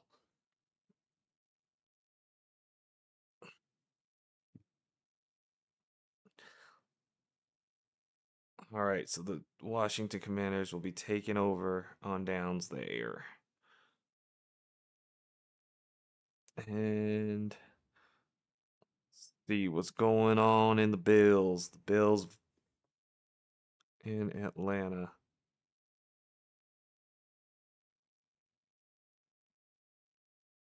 Oh man, somebody got hurt in the Bills game. That's what's going on. So Falcons have the ball, 8 minutes left. 1st and 10, 37-yard line. Shotgun formation. Man in motion. Play developing. And Penix gets sacked. Penix is sacked.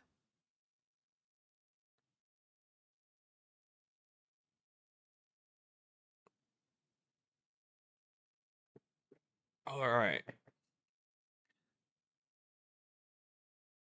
All right. Penix gets sacked.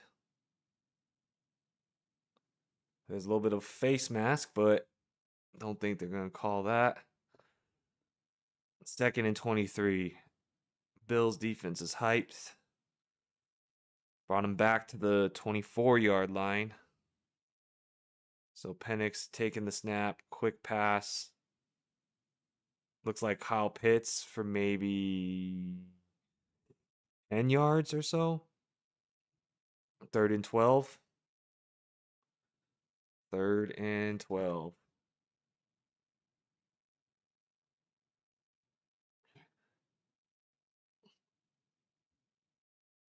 Third and 13 for the Falcons. 3rd and 13. All right, so we got Bijan in the backfield. Kyle Pitts lined up. Man in motion. Bringing the pressure. Flag down. The target was Drake London.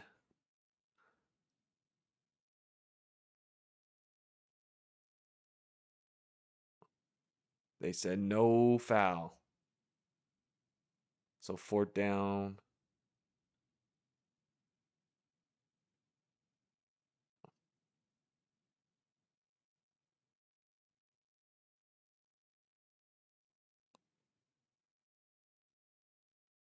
Fourth down. So they're punting off. Nowhere to go for the Falcons. So still nowhere to go for those Falcons. So it'll be Bills ball when they get back.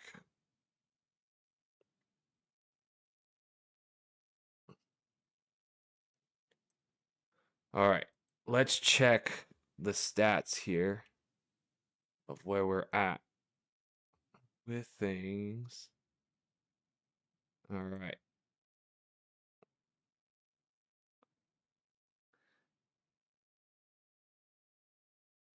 All right. We are losing right now. We are losing.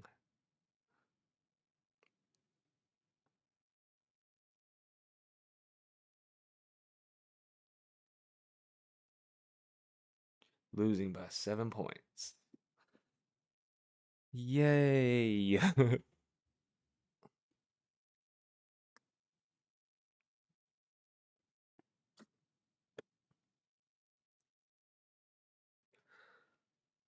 All right. So somebody got injured in the Washington game. So they're trying to bring that back. I think who are going to be the highly sought after waiver wire picks this week? Who are going to be the highly sought after waiver wire picks this week? I know Vidal is probably already picked up by everybody from last week, but seems like he will probably be the starter running back this week. Probably people have more confidence in Cincinnati again, so they'll be okay. Bam Knight might be picked up this week. And then maybe some players in the backfield or in the wide receivers for Tampa Bay with Ibuka getting hurt.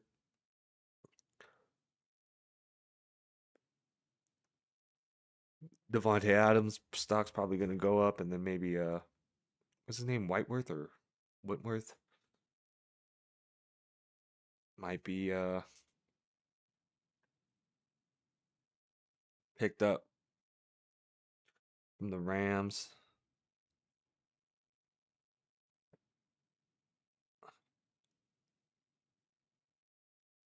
Rams are playing the Jaguars in London this week.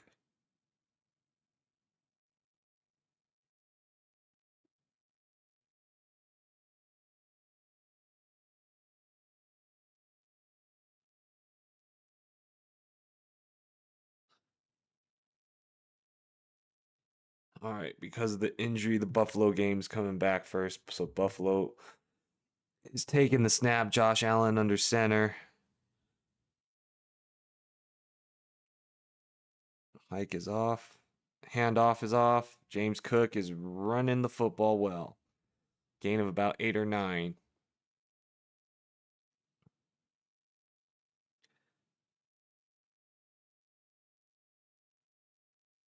He is running the football well.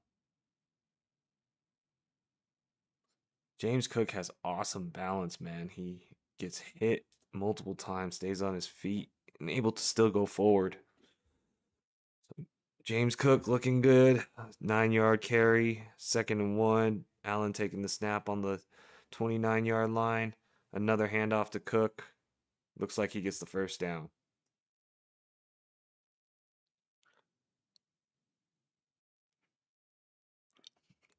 So James Cook, 2 handoffs in a row, gets the first down. Will be, let's see what they can do here. They're down 14-21, the Bills are. Um, 5 minutes left in the third quarter. We got Josh Allen under center. Fullback in. Fakes the handoff. Josh Allen getting sacked. Oh, he gets the ball off just in time. There's a flag, though. There's a flag.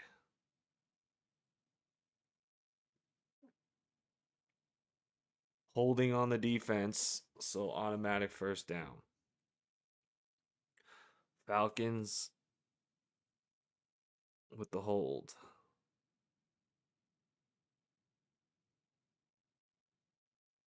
Falcons with the hold. Man, so close to a sack, but Josh Allen's just so strong that he stayed on his feet and was able to get the ball off. 1st and 10 for the Bills, bringing extra people on the right side of the line. And they run it. They get about 5 yards. James Cook. This man runs the football very well.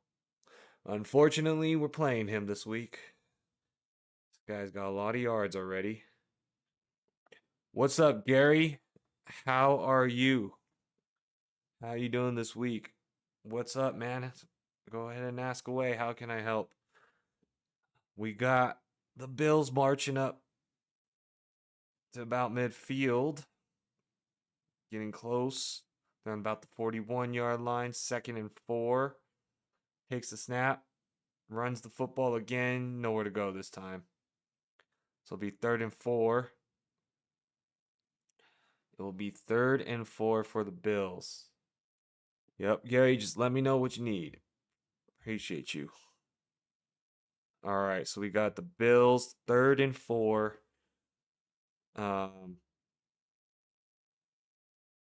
We got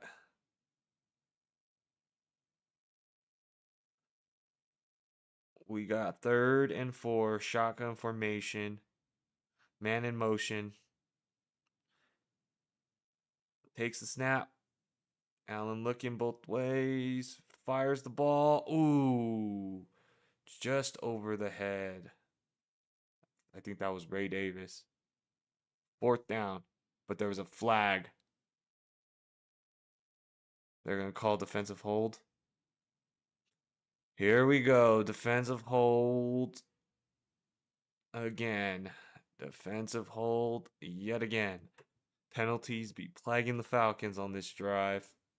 All right, Gary says team is Dart plus Herbo. Assume that's Justin Herbert. JT, Jonathan Taylor, Ashton Genty, Travion Henderson, I assume. Vidal, okay, Tootin.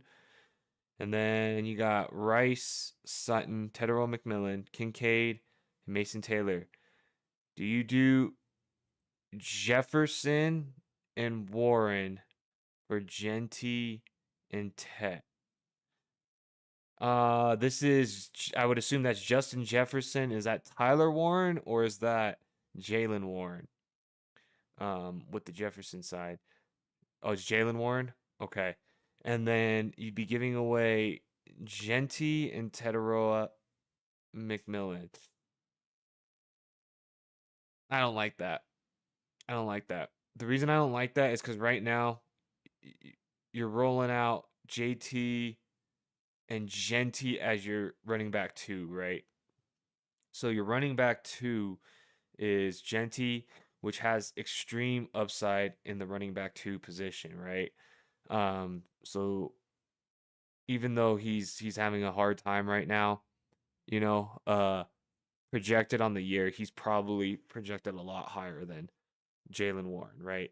And so then you look at with what you have right now with Rashee Rice coming back, you have like 3 very solid wide receivers. You know, Justin Jefferson, don't get me wrong, he's a stud. He's the best wide receiver here, but I don't see that big of a step down, like going from a Jefferson to a Rice or a Jefferson to a Sutton, right, as your wide receiver 2, versus going from like Genty down to Warren, right?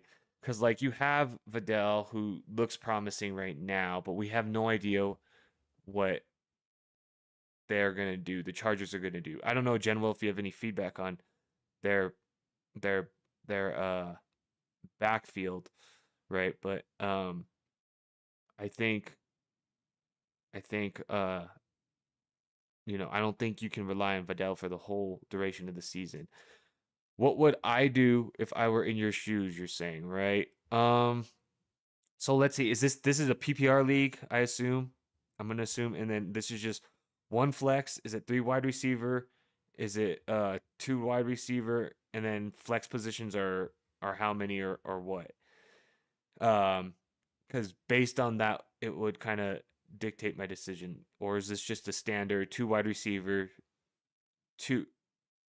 Yeah, yeah. So what I'm trying to get at, Gary, is to give you the ideas for the trade.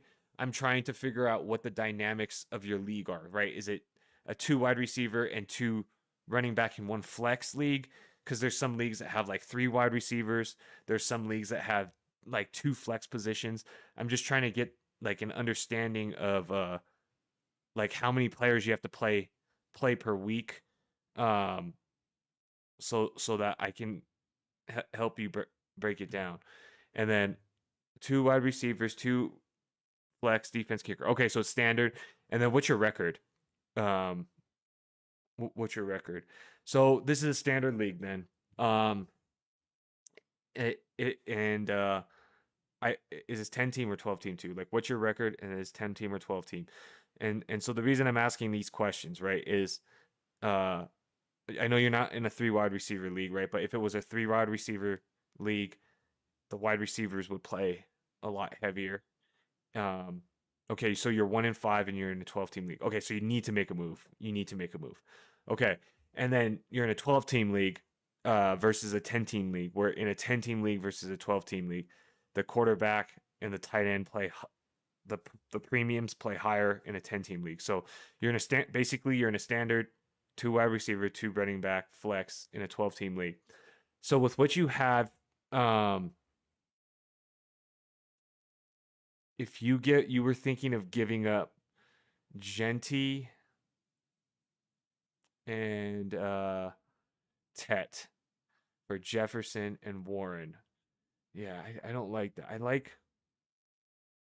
what you got from that running back. So I assume, Gary, that are you like trying to roll out, like, let's say Dart, JT, Genty, and then you would roll out probably like Rice, Sutton, and then right now you're deciding between probably Vidal and Tetaroa in your flex, right? Um,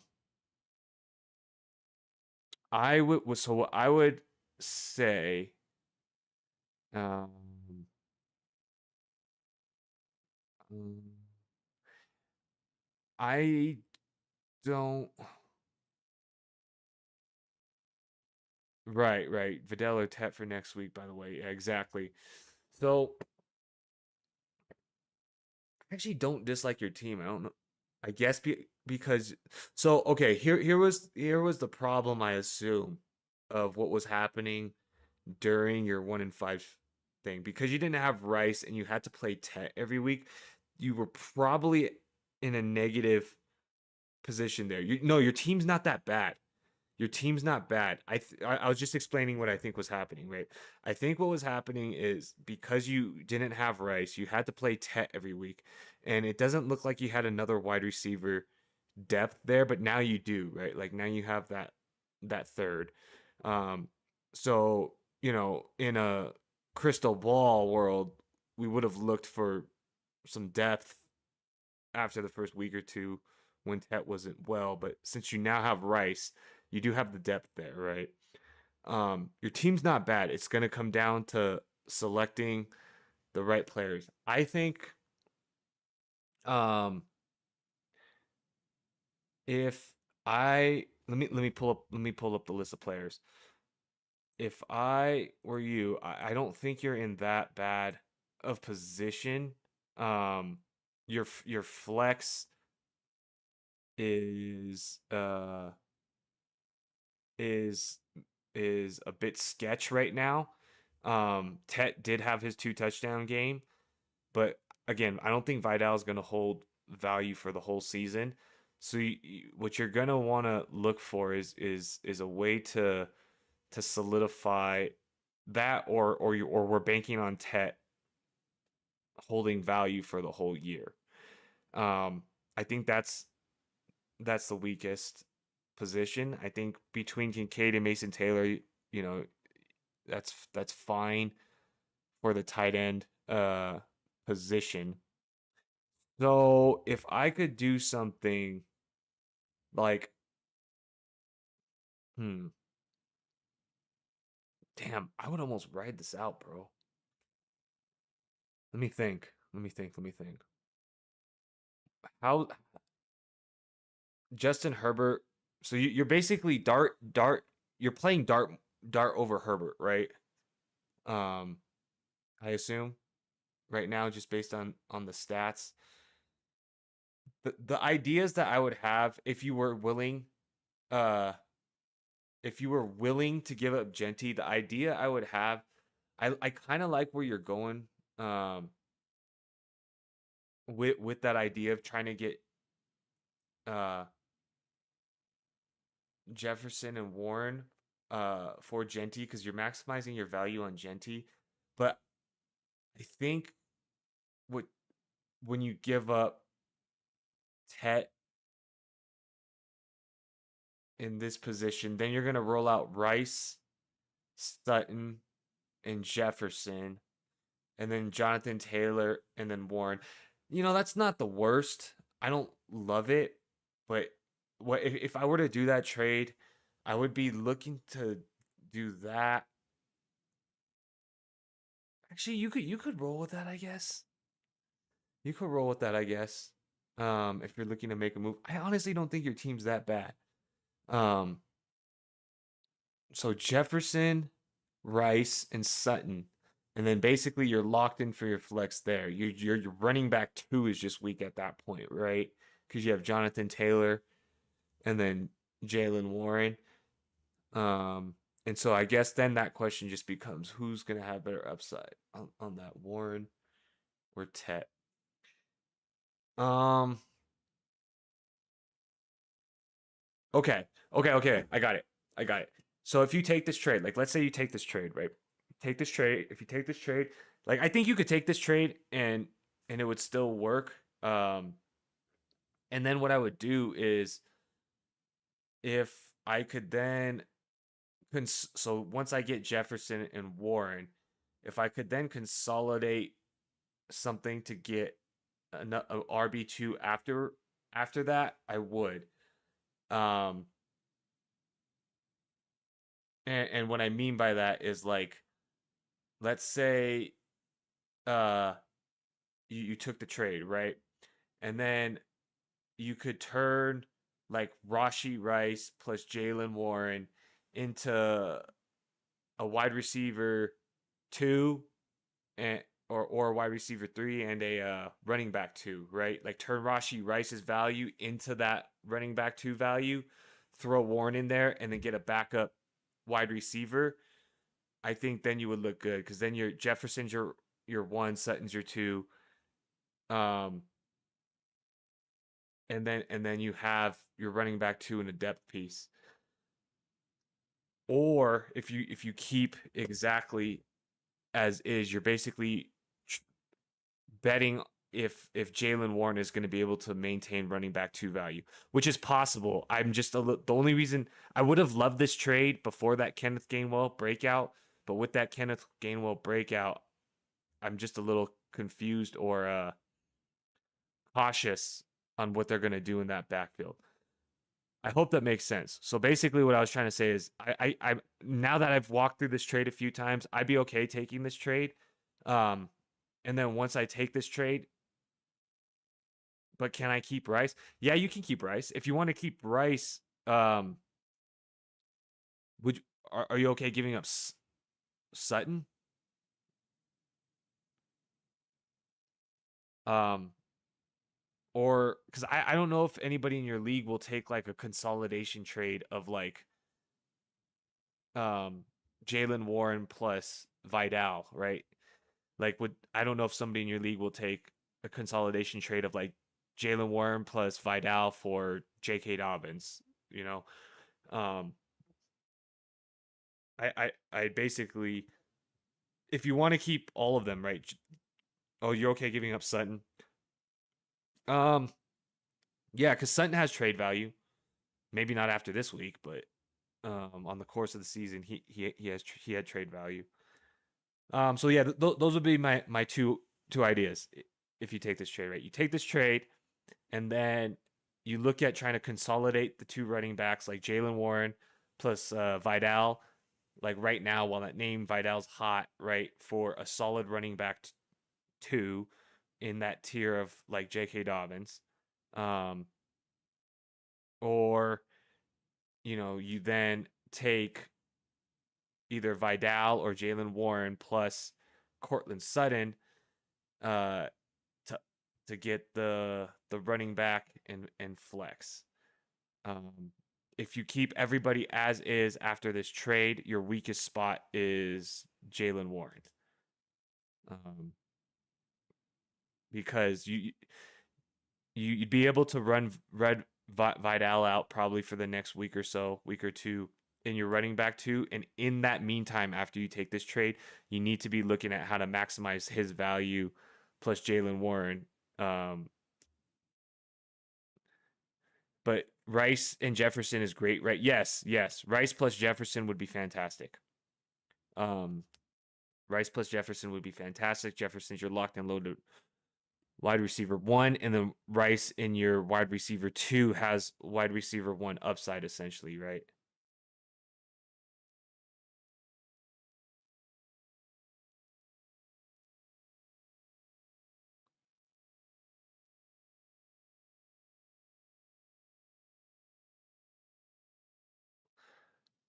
And then you have Taylor. Bugs, I'll get to you right in a second. Okay, I'll get to you right in a second. Sorry, I was just trying to finish Gary's question real quick. And then you have Taylor for running back room and flexing Sutton. You do. Yes. That's exactly what I'm saying. I agree with you all 100%. All I'm saying is once you take this trade, right, over this next week to 2 weeks, just be like, don't just pray. Like, let's say Vidal does exactly what he does again next week, right? Or even 80% of what he did this last week. Don't assume that that value is going to maintain for the duration of the year. That's all I'm saying is that, and then also be evaluating Jaylen Warren at the same time, because in the next two or 3 weeks, you could probably ride out that running back 2 position, but just really watch that value, because both of those backfields, the Chargers backfield and the Pittsburgh backfield, both things could change. Um,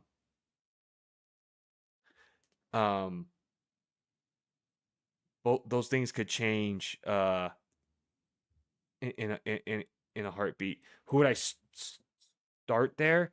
I have to look at the schedule. Let me look real quick. So, the Steelers are playing the Bengals, so that's a plus matchup. That's on Thursday. Steelers had a bye. Bengals didn't, so that's pretty good there. The Chargers are playing the Colts. It's at the Chargers. So that'll be a competitive game. I'm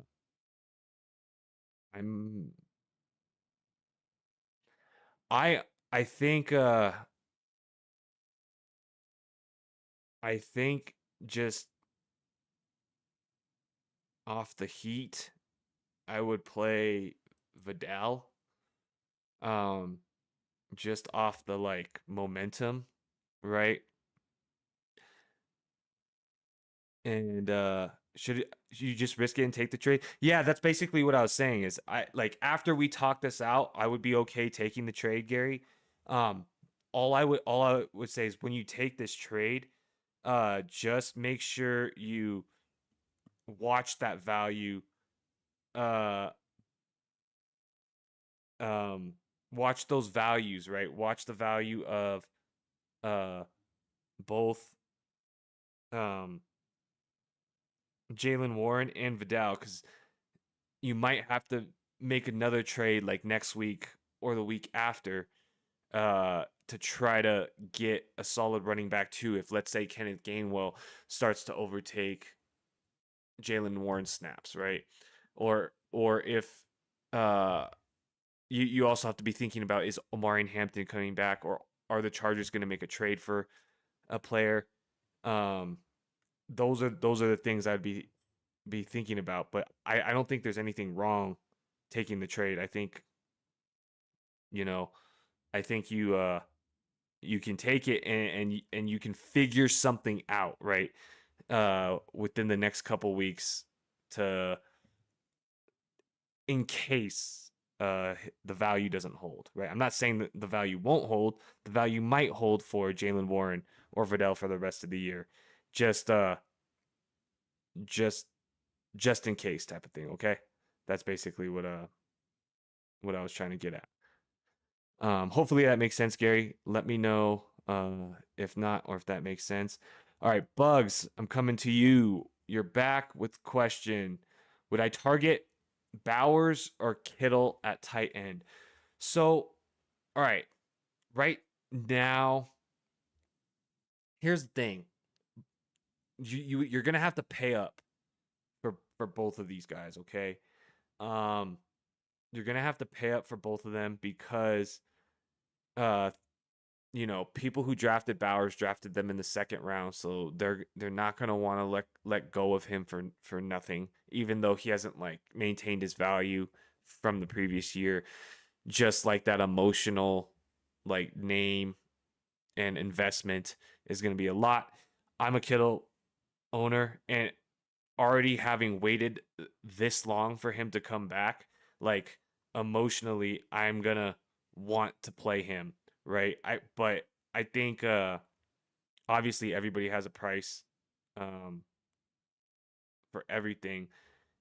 Not sure who you're thinking of uh trading, but if you were saying something like, if I trade Pickens and Herbert and get Allen and Kittle, I think that's fantastic if you could pull something like that off, if that's what you were thinking. Um, but let me know what you were thinking. I think with both of them being injured, right? Obviously there is risk associated with both. However, I would say because Kittle already took his IR time and then they're working him back in, I have more confidence that like he will be quote unquote actually recovered from his injury over Bowers. Also, in terms of the offenses themselves, I trust. I hate this because I'm a Raiders fan and my friend is a San Francisco fan, but I trust San Francisco's offense more than I trust uh the Raiders offense, right? And why that matters is if you take the course of the season, how many touchdowns from this point forward, how many yards from this point forward is the Raiders offense going to get, is the San Francisco offense is going to get, and probably you're going to get more offense out of the San Francisco offense, right? So I think Kittle. I think Kittle if I had to choose. What happened, Genwell? You got vetoed on that trade? Are you serious? I don't that's not cool. That's why ha, I'm speechless because like it wasn't like, crazy unfair. That's weird. That sucks. That that got vetoed before I even stopped explaining what I was thinking. How did those people even have time to think that through?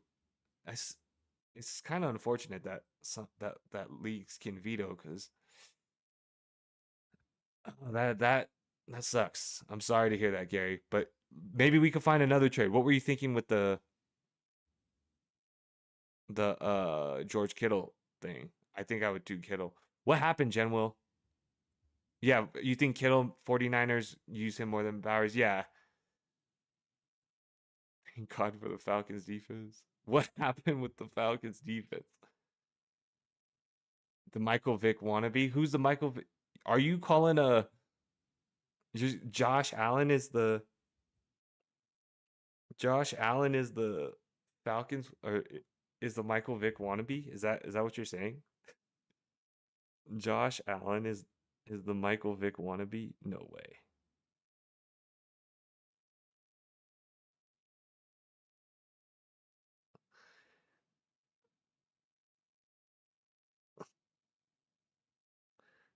Oh man, oh man.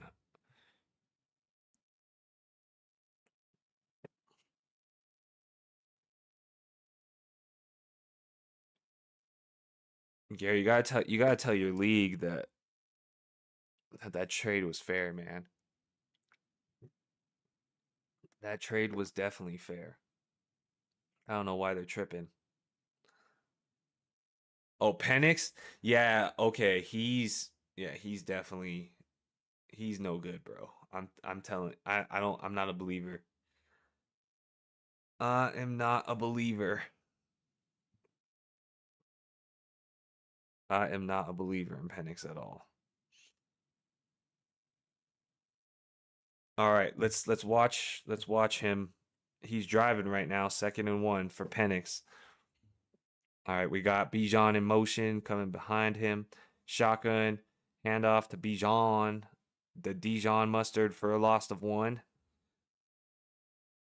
A loss of 1. Man, oh man. Ugh. It's just too obvious. It's too obvious. Everybody knows you're gonna run it with Bijan. Everybody knows. Everybody knows on 2nd and 1. 3rd and 2. And the Falcons are looking like their old self with 41 yards in this half. All right, so we got Penix and shotgun. Man in motion. Throw.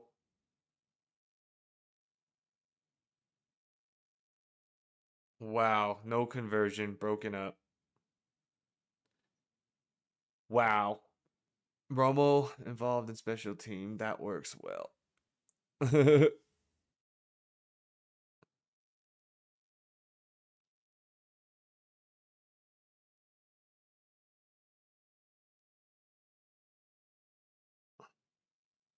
was a bad pass.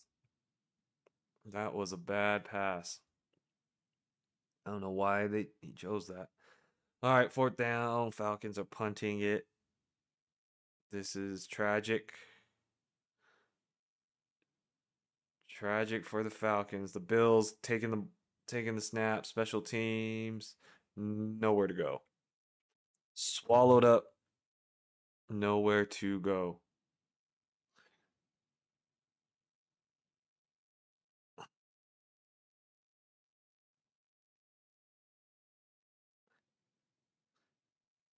Why did they veto that trade, man? That's terrible.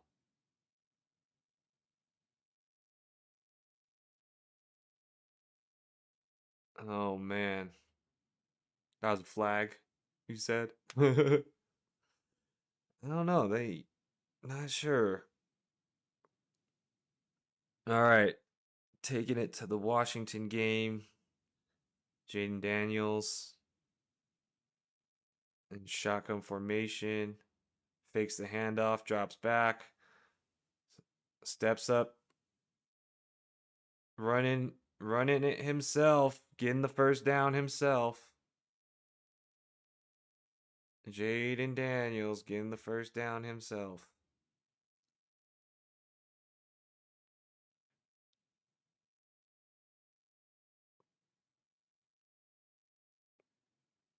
So they had the pressure on him, but they just couldn't finish the tackle. They just evade him just ever so slightly. All right, 1st and 10. Jayden Daniels on the 30-yard line, marching it up the field.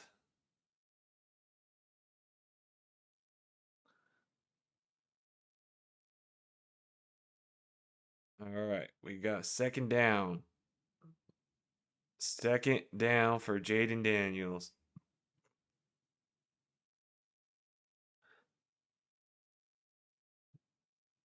2nd and 6.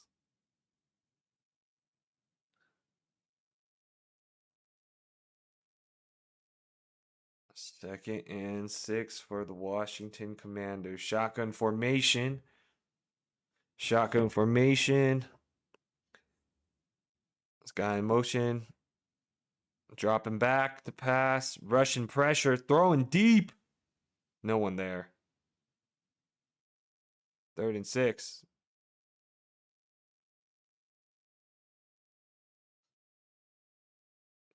Falcons, do us a favor. Run the ball properly. No, we need Drake London to have a 70-point game so that we could win. Okay, intentional grounding on Jayden Daniels. I was about to say there was definitely nobody in the area.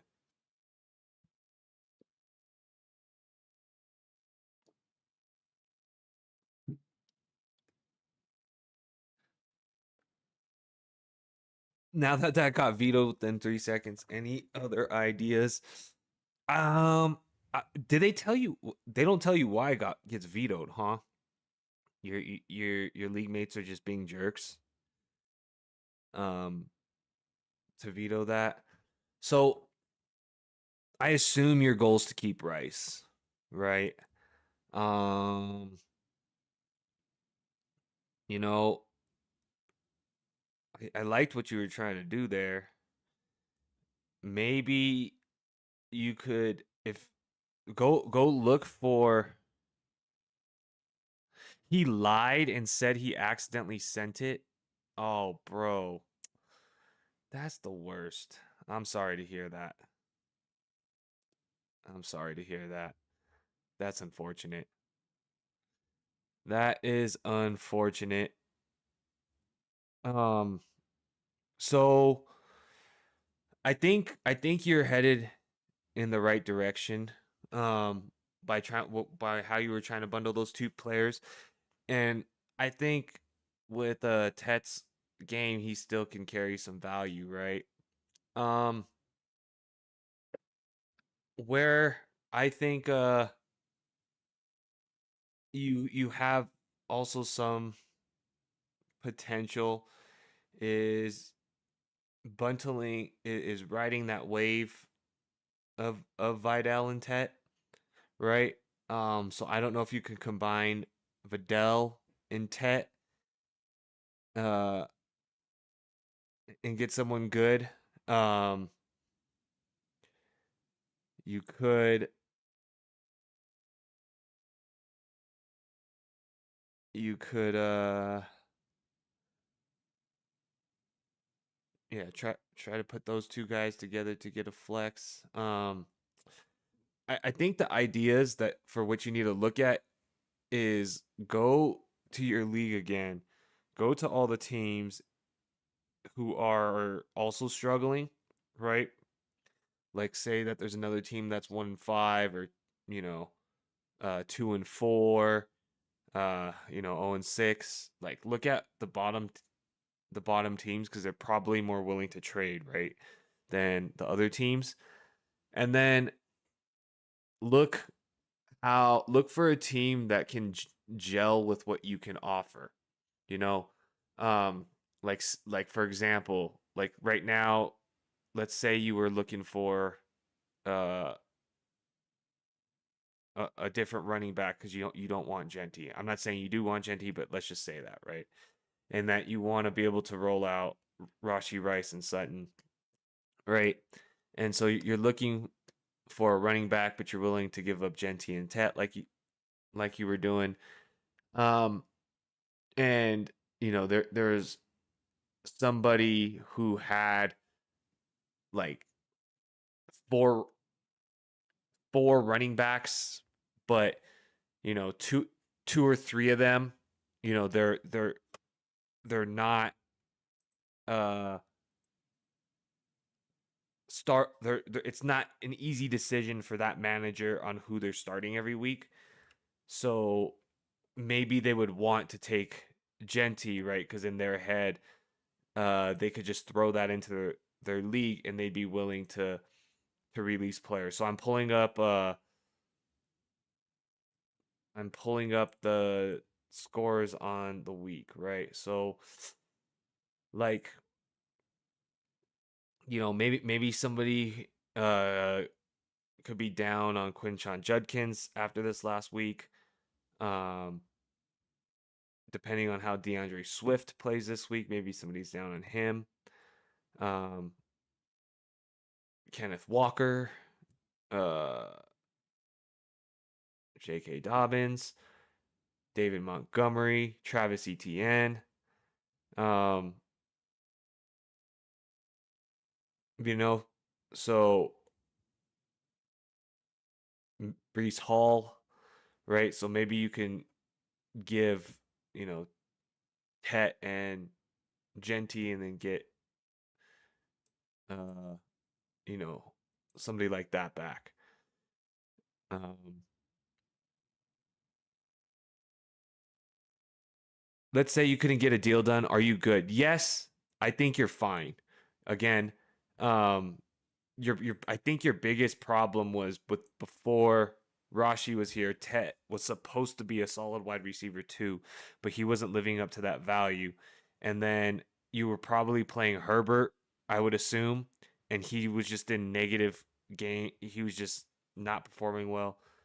Um, but if with Rice back now, now you're not forced to play Tet every week. Um, so I think you're okay. You just have to make the good decisions, right?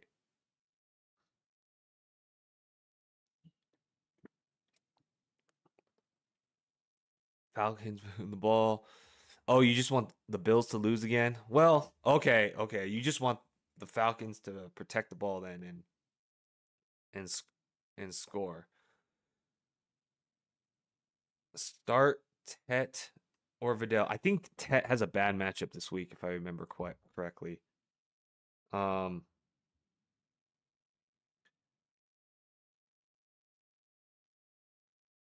so okay, so the Panthers are playing the Jets, so Tet is probably going to be shadowed by Sauce Gardner all day. Um, so I don't like that matchup. Vidal is playing the Colts. It's not the easiest, but um I think that's more porous than Sauce. So I would play Vidal because Tedero McMillan's going to be shadowed by Sauce Gardner, and Sauce Gardner typically shuts down the number one receiver, and it's typically the number two receiver that plays against the Jets that ends up getting the points because Sauce is like one of the best in the league. Yeah, just check out. I know the Jets seem like a good matchup, but um, typically the number one wide receiver. Like if you go back and look at the Jets scores, like last week, they played the Broncos, right? And uh, they played the Broncos, right? And Cortland Sutton, uh, had one catch for 17 yards. The week before, he was shadowing George Pickens, and George Pickens did uh catch the touchdown for 57 yards, but he only had two receptions, right? So if he didn't catch that long bomb that was like 40 yards, it would have been a very similar game, right? And these are like awesome receivers, right? Cortland Sutton, George Pickens, um, that he's shutting down. Oh, you're familiar with Sauce? Oh, sorry. I didn't mean to mansplain. I just when you said wow, really, I just was like, oh yeah, you don't know who he is? My bad, my bad. My bad. Um, so yeah, that's how I would roll. I hope that makes sense. Hope that makes sense. All right, we got the Bears making a drive. We got the Bears making a drive. We are behind right now, so we need some magic to happen here. We need some magic. We need uh we need them to convert something. So they got a pitch to Manungai who gets about 5 yards. Gets about 5 yards. I assume your waiver's pretty thin too then, Gary, no? For no depth pieces. Like there's if you already have Vidal, it sounds like all those other guys like Kendrick Bourne or maybe even Kayshawn Booty and stuff are probably already picked up.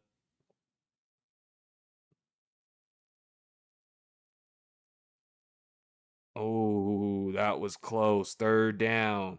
Ball was tipped, almost intercepted. It's super thin, huh? Yeah. Dang. Dang. That sucks.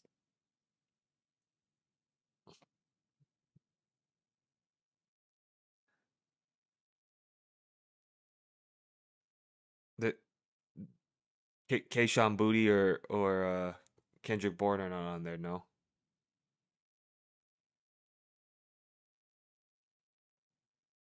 All right, 3rd down and 6, shotgun formation. Snap is taken, floated high up. Whoa, spinning catch of Odunze with the flag though. It's coming back. Oh yeah, you said Pacheco is on there. That is right. You did say that.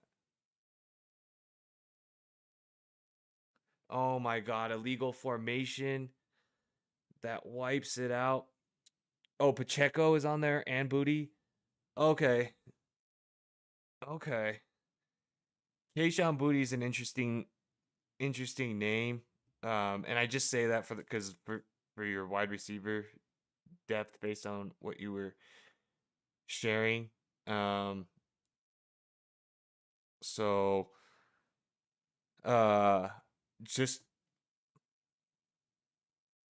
yeah, I'm just trying to think what depth you need more. Because if you keep Genty, you're probably not benching Genty for Pacheco, right?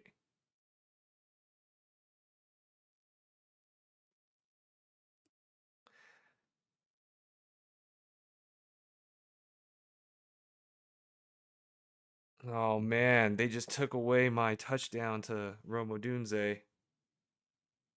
That sucks. That was such a good catch too. Absolutely not. Yeah, absolutely not. Well, um, let's see. So, and then would you take Pacheco? Would you possibly play Pacheco over Tet in your flex? The reason I'm asking this, right, is because if you would not play Pacheco over Tet, then Pacheco is basically just a depth running piece at this point. Um, I am looking as Booty for as potential upside. So I'm not saying you don't have to take Booty if you want to take Pacheco. It's just based on where you're at 1 and 5. I'd be looking for players with the highest upside, right? Because it's not like the safetiness of 15 touches and 60 yards and a touchdown from Pacheco is going to be any more safe feeling than rolling out Genty, right? In the running back position. So you're basically looking at Pacheco for your flex. If Vidal doesn't end up working out, right? Um, but the reason I bring up Butte is with Drake May picking up, um, it does look like that offense is going to score a lot of points for the remainder of this season. And, it could go to Diggs, but there could be enough points that it could go to Diggs and Booty, or who knows if Booty takes over. That offense hasn't really locked in, you know, um, like the target distribution yet. So with his high performance last week, like these guys like Kendrick Bourne and Keishawn Booty, I'd be willing if I had a deep enough bench to stash them just to see. So that's just the whole reason I brought it up. But if you want to go with Pacheco, I totally get it. Was just trying to throw out another couple options out there for you since we're not sure if we can get you a trade.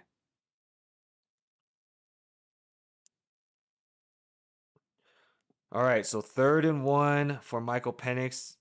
Jen was saying that Penix almost threw an interception, so that's scary. They're on the 12-yard line or so. So, oh, there's their team moved. There's a penalty. It's looking like an offsides. And if that's the case, Bijan Robinson is going to be probably coming back on the field. Encroachment. There you go. All right. So we got a 1st down for the Falcons. There's 2 minutes left. They got all 3 timeouts. for the Bills, and they are down by how much are they down by? They're down by 7. You're welcome, Gary. Appreciate you. Let me know if anything else. Appreciate a like or anything you could do. Hopefully we'll see you again. Best of luck this upcoming week. Maybe see you Thursday. All right, so they got a running play going. Nowhere to go. Second down, second and goal. That was Tyler Algier, it looks like. Yeah, 14-21. So Buffalo just used their first timeout. They got 2 more timeouts. You trust Bijan to score more than a field goal? You'd rather see 4 what's it called? 4 plays, huh? 4 plays. I'm okay with that. I'm okay with 4 plays. If they could just give a chance to Drake London, that'd be great too. I saw Drake London almost missed a second touchdown by just stepping out of bounds, like right before the end zone. That's so close. All right, another handoff, nowhere to go.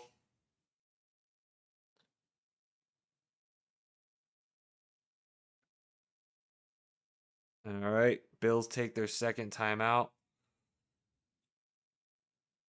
I mean, just feeling Genwell, just feeling what I feel about this Falcons coaching staff. I feel like they're just gonna freaking run it here. I feel like they're just gonna run it here. They're not gonna take a shot for the end zone, and then they're gonna try to kick the field goal and play defense. I don't. It almost feels like they're okay playing the conservatives thing side of things. All right, shotgun formation, fullback in or extra tight end. I can't tell. Guy in motion. Yep, another run, another timeout. We're gonna just take the field goal.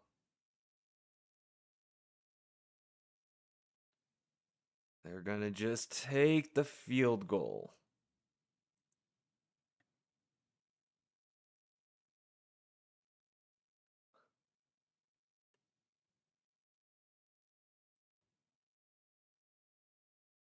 Oh man. That is no fun.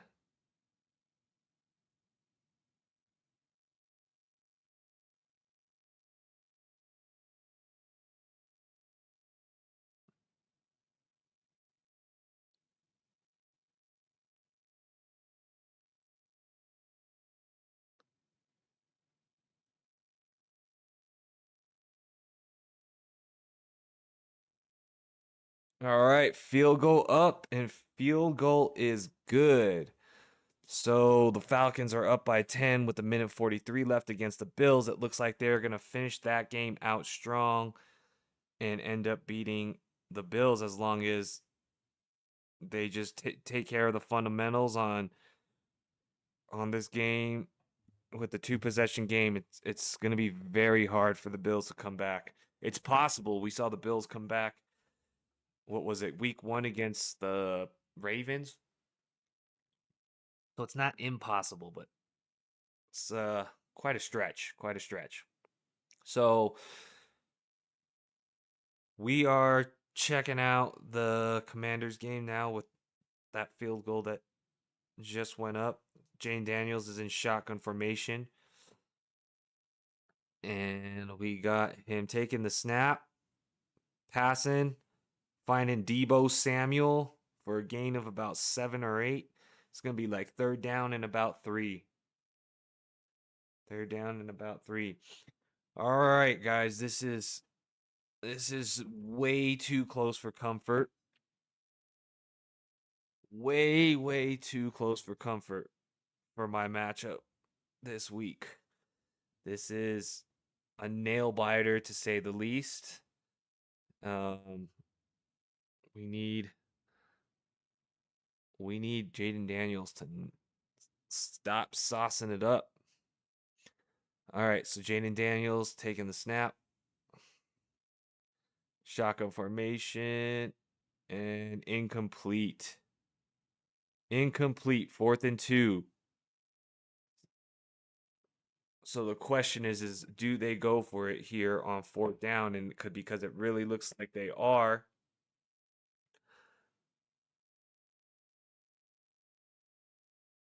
So they're lining up to go for this. It's a 4th and 2. All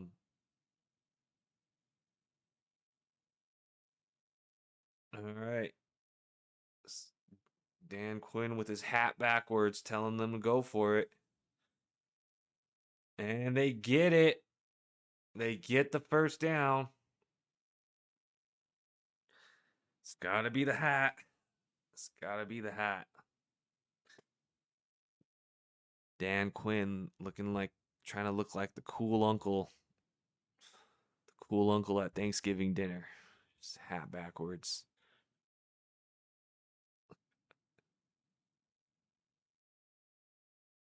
Oh man. All right. So they're now on the 34-yard line. Cross midfield, first down, 1st and 10, shotgun formation. Jayden Daniels taking the snap, pitch back to Croskey-Merritt, and they get back to the line of scrimmage, gain of about 1-ish. Maybe 2. 2nd and 9. So it's 3rd quarter, 3.5 minutes left, 2nd and 9. The Commanders are down 10-16. They're in field goal range, but they're probably looking to try to score here if they can. Chicago is up 16-10. They had to take a field goal after an illegal formation on a play where they could have had a touchdown to Odunze, but got called back because a man was lined up incorrectly on the line. Daniels firing deep, finding an open man, and he just walks it in for the touchdown. What was that? Blown coverage, Luke McCaffrey. Wow. That sucks. Now my opponent just goes up even more. Oh, man. Oh, man.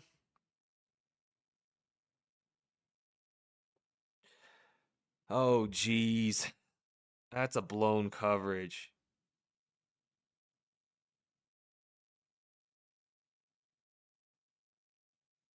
Straight up blown coverage. Touchdown.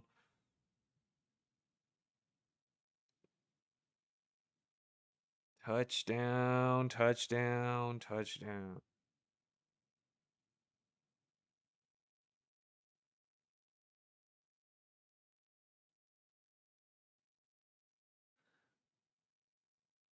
All right. Looks like the Bills drove it down all the way on the field with the empty backfield. Josh Allen scrambling.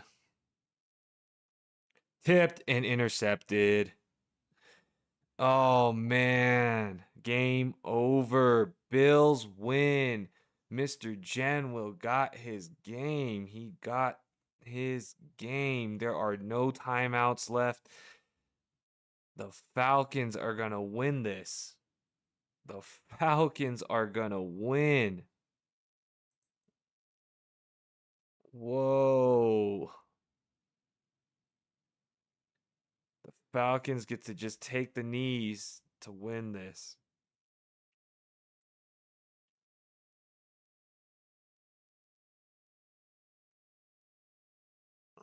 Oh, man.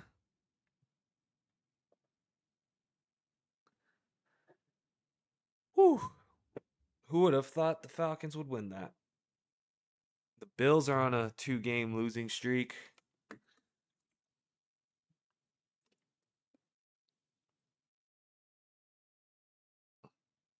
All right. So now we got everything comes down to this last game. Everything comes down to this last game. We got a close matchup going on here, guys.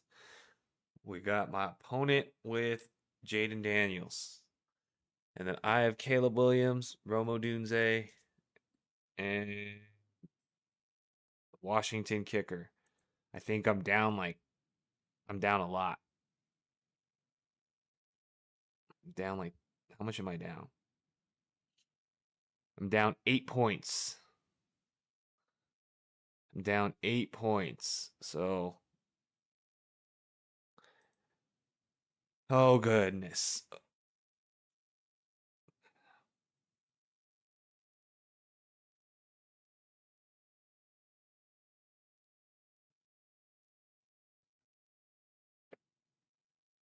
All right. So we got the Falcons winning against the Bills, upsetting the Bills off of a tipped interception. And now that the Bills lost,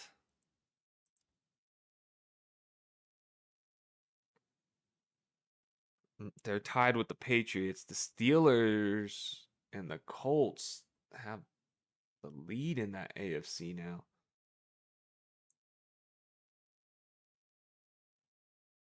The NFC, the Bucks are leading. Wow. That is so crazy. The Bucks are leading and all their team is injured. Baker Mayfield be MVP right now. Oh, they're basically saying that the Bears turned it over.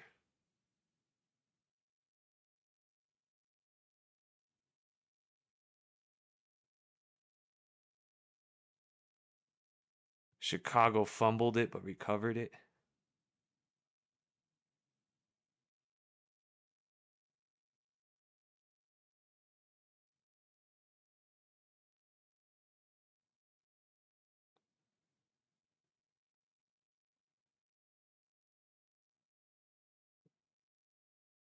All right. Let's see what happens here, guys. We got first down. Bears are down 16-17. We're really going to need a good drive. We're down by 8. So we need Caleb Williams to do something. Hand off to DJ Moore. My goodness, why do they hand off to DJ Moore so much?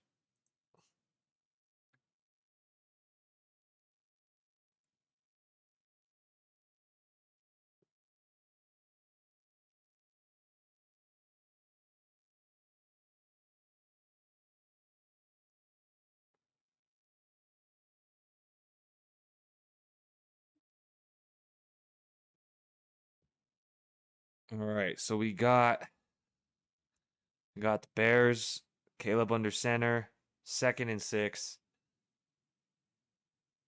Another run play, found another hole. DeAndre Swift.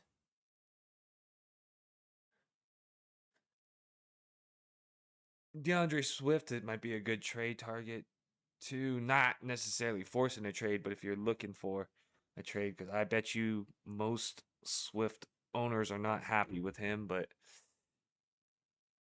if you don't got a running back too, he's not bad in terms of getting you 10 points a game so far this season. All right, so faking plays.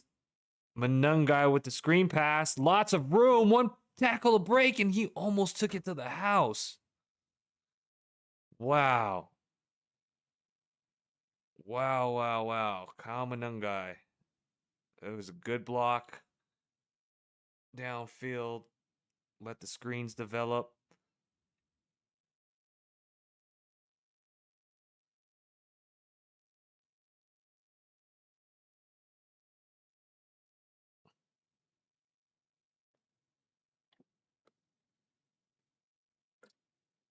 Wow. Great play. DJ Moore's shaking up a little bit right now. All right, Caleb Williams under center.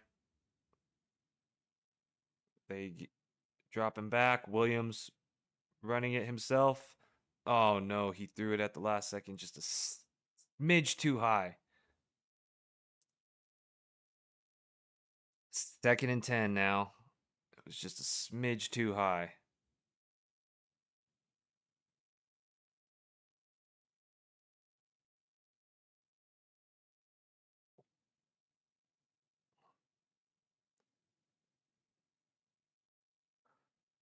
Oh, man. Oh, man. All right. Empty backfield. Caleb Williams, 2nd and 10. All right. He's motioning his man back. 4 seconds left on the play clock. Snap is off. Quick pass. Another screen developing. Just short of the first down. This is Luther Burden. Luther Burden.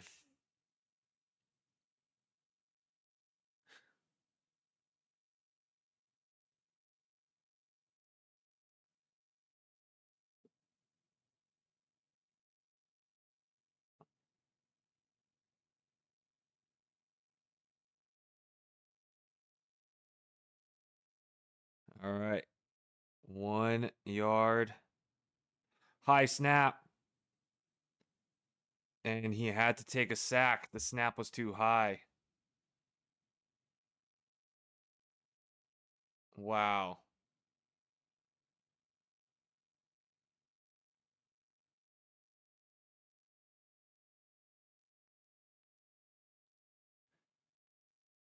Oh, man. Going to the 4th quarter. It all comes down to this 4th quarter. It all comes down to this 4th quarter.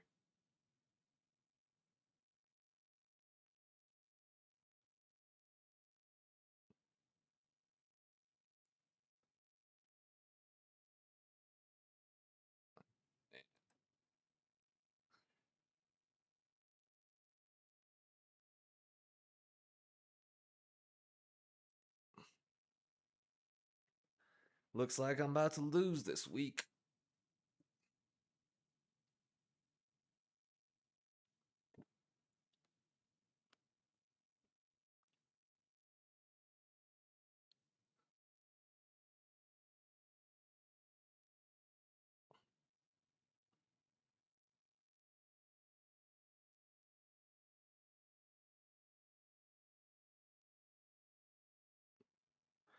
Oh, man.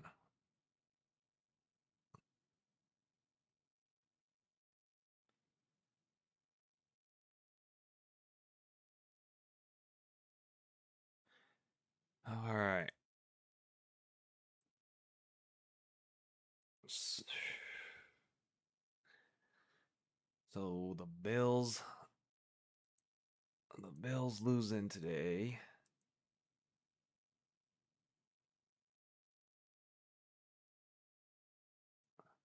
Let's check these standings.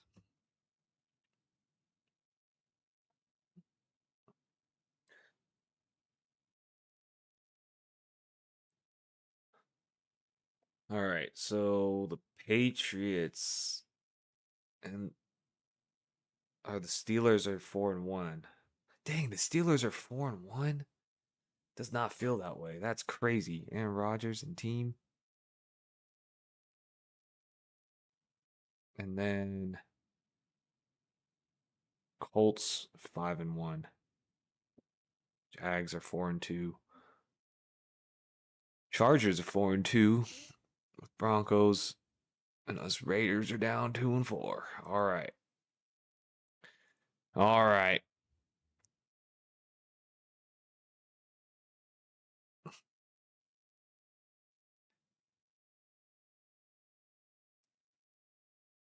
All right. So they're kicking a field goal here in Chicago. It's a 48-yard attempt. This is for the lead. Snap is off. Kick is blocked. Kick is blocked. Washington has the lead.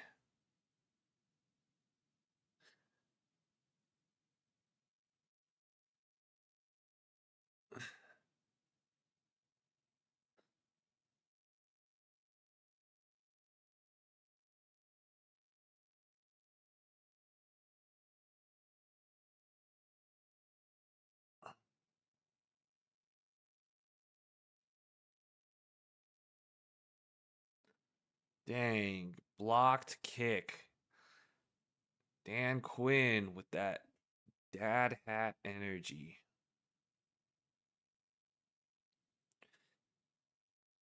Wow. All right. All right. So they're on their 37-yard line. Handoff. Gain of about 2 or 3.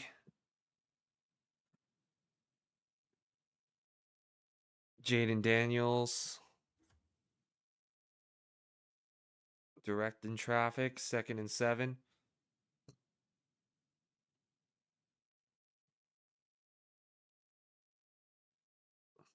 Chicago's defense on the field, trying to hold them down to no points, because even if they kick a field goal, they'd be down by 4 and would have to score a touchdown. So Daniel's taking a snap, 1st down. Looks like Zach Ertz. Zach Ertz.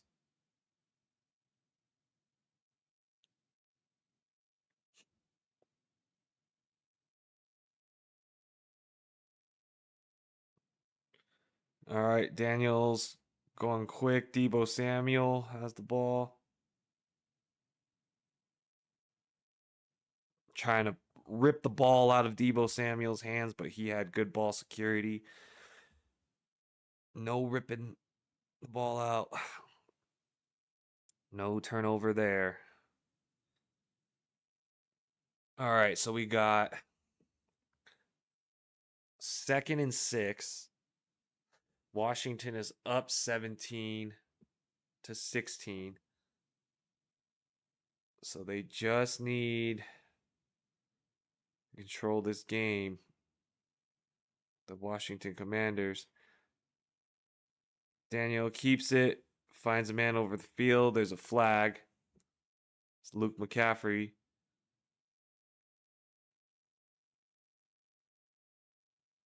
What is the flag? Multiple fouls, they're saying.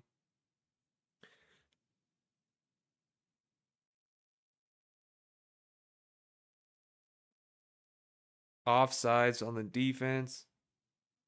Ineligible player downfield. Play is going to cancel out. Redo play.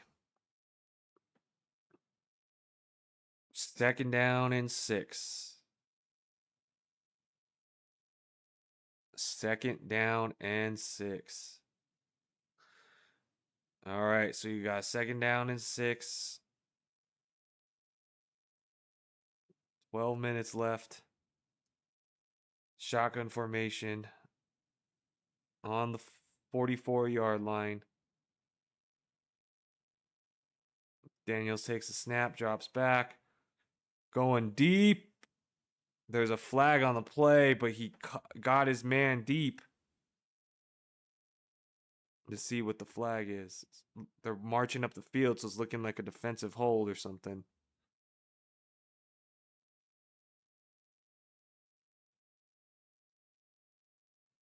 Yep, holding on the defense. Penalties decline. 1st down. 1st and goal.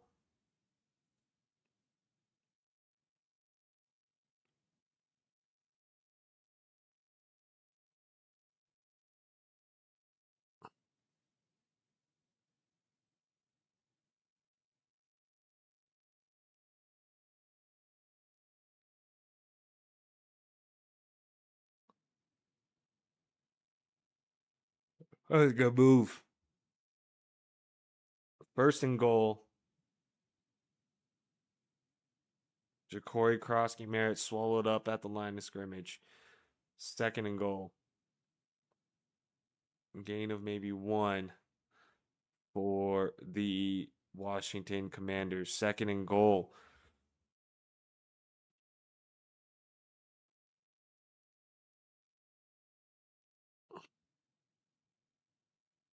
Second and goal.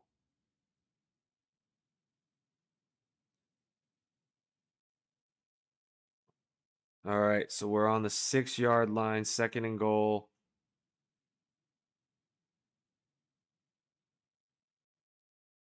Pressure's coming. Finds the man in the end zone, it looks like. Zach Ertz.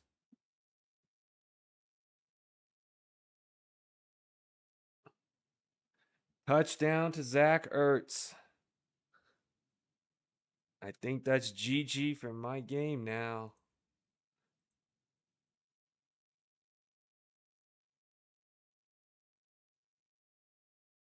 Yep, 12 points.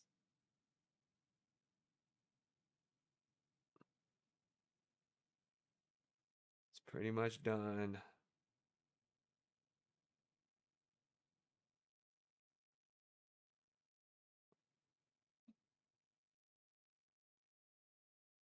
Extra point is good. What's Deebo's points right now? It's not much, dude. It's I think I saw something like 15 yards or 19 yards and 4 catches or something like that. Let me look it up for you. But it wasn't much. Uh Deebo has 15 yards um on 4 receptions. So if you're PPR, that's 5.5 points. Or he has 1 carry for -1 yards too. So um he has 5.4 points in PPR. You playing him you playing Deebo this week? Yeah, he's it looks like he was coming off an injury, so it looks like Deebo was mainly being used as a um it looks like he was mainly being used as a decoy. You're about to play Drake London. Oh no. Oh yeah, Drake London went off. Drake London had a good game, and he almost had an even better game. He was on the like he was trying to run it in, and he stepped out of bounds like on the 2 yard line right as he was going into the end zone. But yeah, no, Debo's more looking like a um decoy right now rather than like they're using him.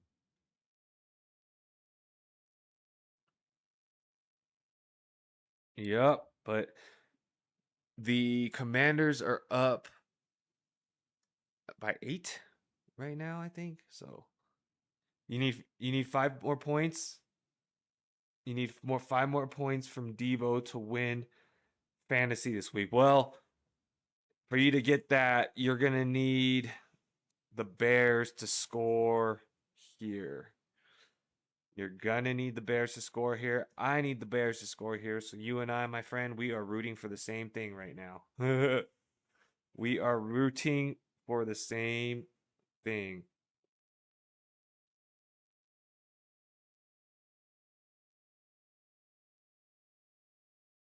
So it's possible. It's possible, but we need some good offense here. It's an 8 point game. It's plenty of time left with 11 and a half minutes. So, all right. So we're up to about the 34, 35 yard line, but there's a flag as Caleb Williams and team is taking the field.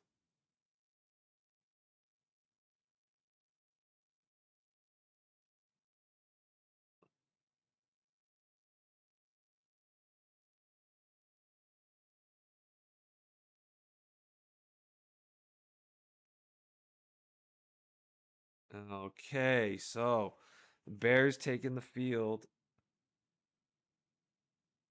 at illegal formation on the Commanders. So we are first and 10 for the Bears. They're on the like 40 yard line. 39 yard line. All right, first and 10, 39 yard line. Caleb Williams taking the snap, handoff for Swift. Gain of about 4 or 5. A gain of 6, they said.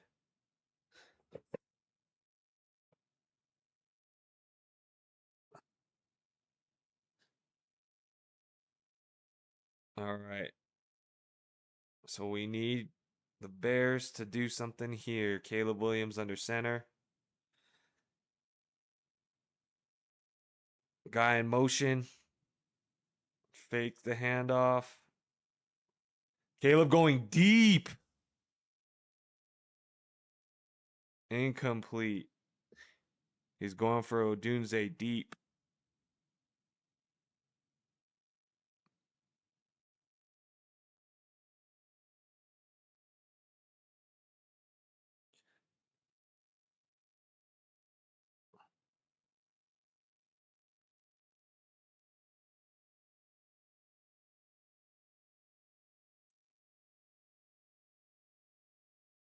All right.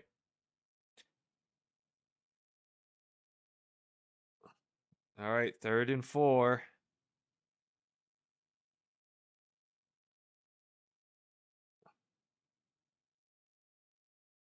Laycock just gets off in time. Swift got through. Swift got through. Let's go. Touchdown. There you go, Sigma. There you go. Touchdown. Wow. 55-yard touchdown for DeAndre Swift. Breaks one tackle and he goes all the way to the house. He takes it to the house. Oh man. He just made one guy miss and he takes it to the house. Let's go, Caleb to Swift for the touchdown. So they're going for the 2-point conversion here. They're going for the 2-point conversion here, they say. Man in motion, trying to tie it. Caleb scrambling. Looks like he's about to be tackled. Throws the ball and is batted down. All right. So Washington is up 24-22. So it's a 2-point game. It is a 2-point game. So for Sigma here, we can potentially get some Deebo catches, 4 points. So in a PPR league, hopefully if you can get 2 catches, that should be able to get it for you. As long as there's some yards associated with those catches.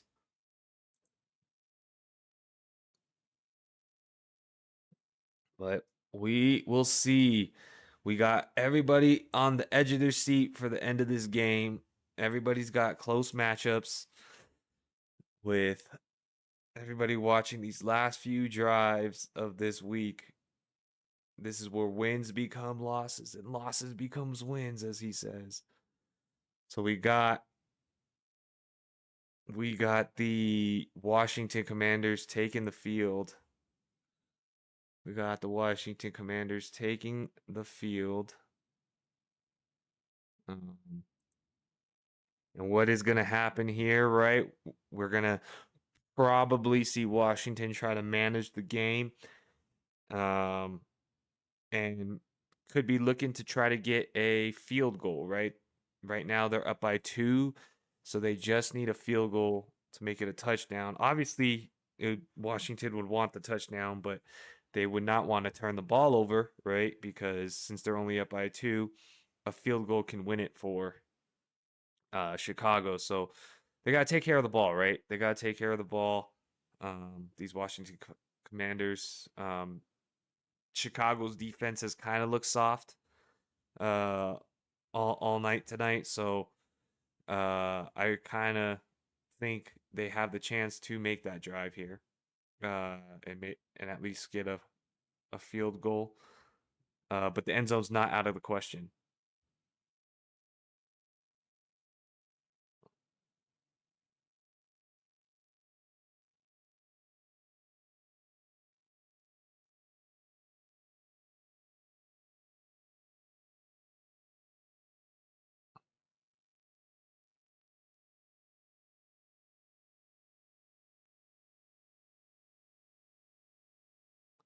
All right, so they're re-showing the failed 2-point conversion, and they're just they are politely talking smack to Caleb Williams that he missed he missed the 2-point conversion. All right, so we got kickoff happening here for the Bears. We got a pep talk happening for Caleb Williams. And DeAndre Swift just saved the day for them. He has a crazy game. DeAndre Swift, 9 rushes, 74 yards, 2 catches, like 64 yards and a touchdown. So he has like 140 yards from scrimmage and a touchdown on like 11 carries. Wow, Washington carried it back to the 40 on the kickoff, so that was a lot of yards. We got the Commanders taking the fields. We got Stigma here looking for 4 fantasy points uh from Deebo Samuel. So we'll see what the Washington Commanders have cooked up here. Zach Ertz caught the touchdown on the last drive. Luke McCaffrey caught it on the one before that. Jayden Daniels is balling tonight with 3 touchdowns, 18 for 23. It's like he can't miss right now. Man in motion, shotgun formation, fakes the handoff, dropping back. Daniels is running it himself. Ran into defenders, got about 2 or 3 yards.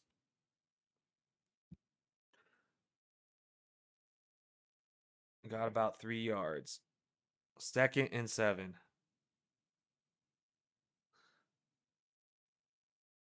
2nd and 7.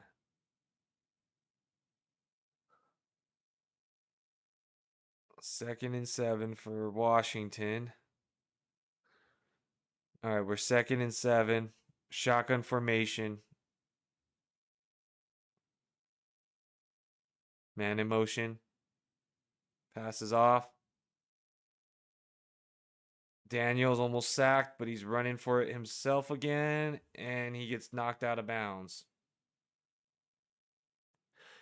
Got knocked out of bounds. So Daniels taking it himself. The first 2 plays.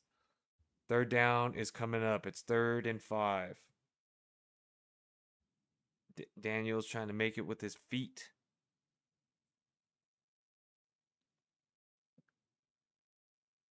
Got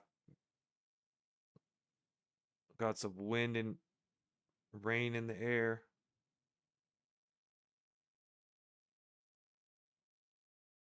3rd down. Daniels getting hit. Pass is incomplete. Oh, they called a flag. They called a flag. Personal foul, roughing the passer, 1st down. Sigma's like, yes, we get.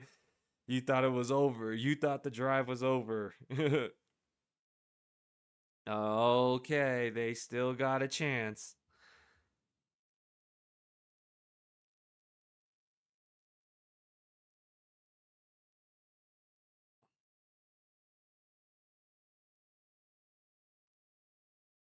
All right. So 1st down for Washington. That was a costly mistake.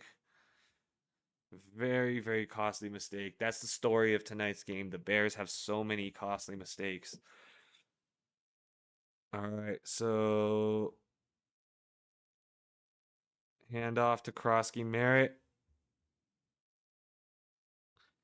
2nd down. 2nd down. 2nd down for the Commanders. Nowhere to go for Croskey-Merritt on the first play. Deebo looks like he's hurting. Yeah, that's what I'm saying. Like, he hasn't really been in the play calls, like, pretty much at all game. Here, Deebo's in motion right now. Fakes the handoff. Miscommunication. with his receivers. Third down for Jayden Daniels. Yeah, Deebo's looking a little hurt right now. They haven't really been calling his number as much. It almost it almost feels like they the ball got tipped at the line of scrimmage. So third down and 10. I know Homie Sigma's looking for a Deebo pass. We'll see. Commanders taking the snap. Jayden Daniels throwing it away. Throwing it away. Fourth down. Pressure got to Daniels. Line didn't hold up.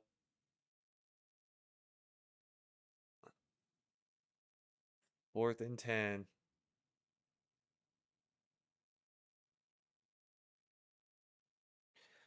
All right, so that was fourth down now, fourth and 10.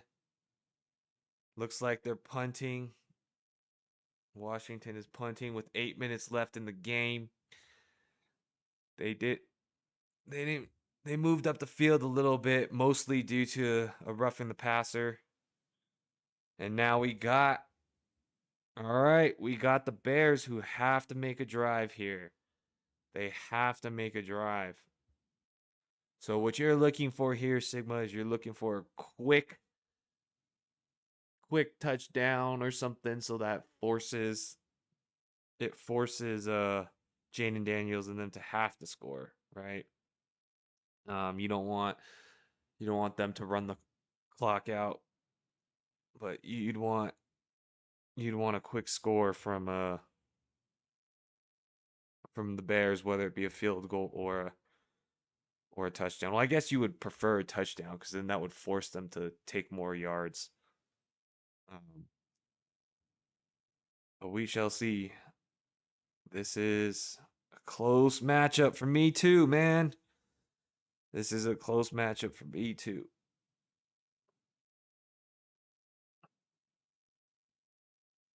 We got the drive of the week here, guys. The drive of the week. Everything revolves around this drive. Everything revolves around this drive.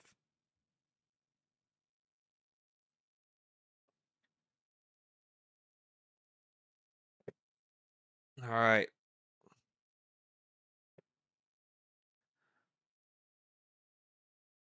So we got a close game here between the Commanders. Commanders and the Bears got a close game. The Bears are down by 2, so they have to score here. There's only 8 minutes left. Very few opportunities going to be left in this game. Earlier today, we had an upset happen where the Falcons were able to beat the Bills.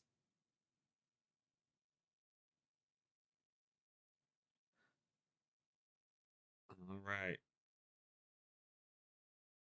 Hopefully we can get a play for our team here. I'm a bit nervous, but hopefully they can pull it off. Hopefully the Bears can pull something off here. Hopefully the Bears can pull it off. Stigma says your family starter this week were Josh Allen, Josh Jacobs, Rachaad White, Puka, Deebo, Travis Kelce, Cam Little, McMillan, and Packers defense. Oh, so everybody either hit really well or you good. So yeah, Puka and Deebo take the injuries. Right, and probably not get you many points, but Jacobs, Allen, Rachaad White, McMillan.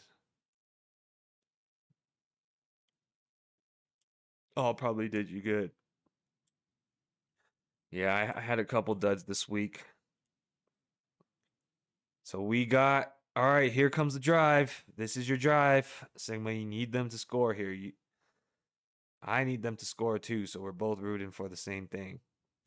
All right, Bears under center. Man in motion. Fakes. The handoff. Cole-Komet taking it for the first down. Cole-Komet taking it for the first down.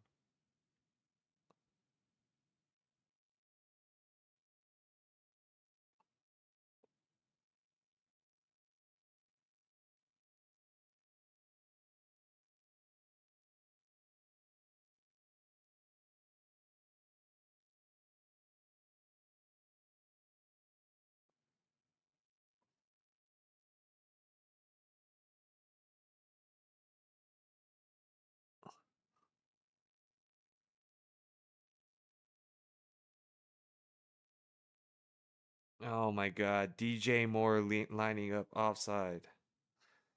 That wipes out the play. 1st and 14. How does DJ Moore make a rookie mistake like that? He's a veteran guy.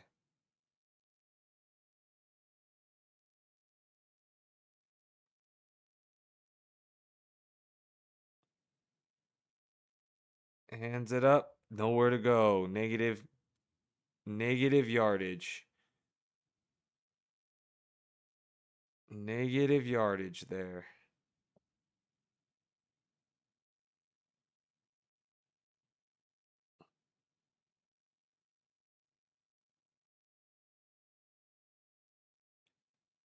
Okay, so they ran it for negative 2 yards. 2nd and 16 now. 7 minutes left in this game.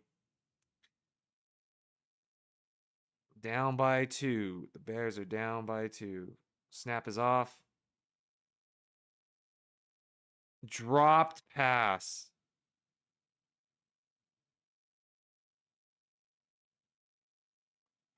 How did he drop that?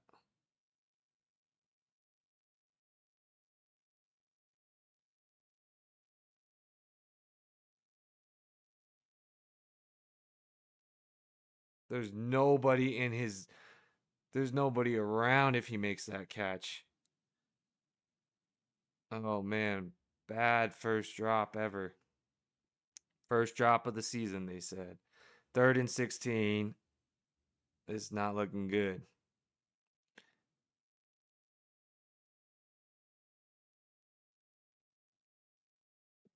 Short of the first down.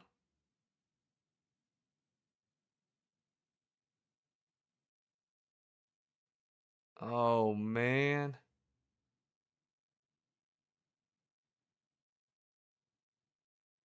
Okay, they have a kickoff.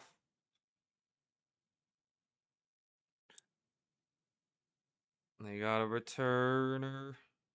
Punt is off.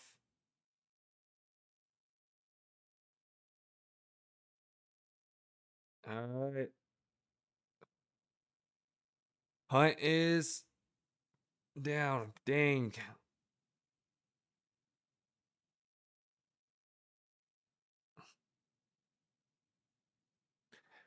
All right, a drop. The Bears did this to themselves. DJ Moore lining up in the neutral zone, and then a drop. So that was 2 bad mistakes on the same drive. All right, so we got Washington with 6 minutes left. Let's see what happens here. Washington with 6 minutes left. Hands off to Croskey-Merritt for 3 yards.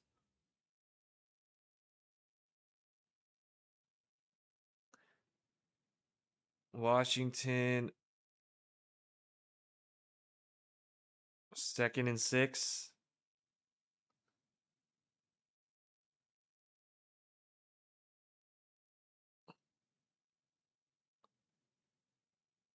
All right, 2nd and 6.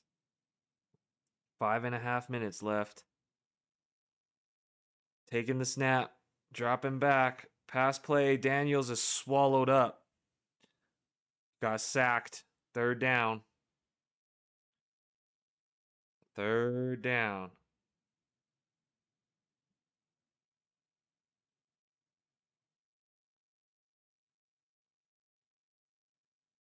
All right, 3rd and long.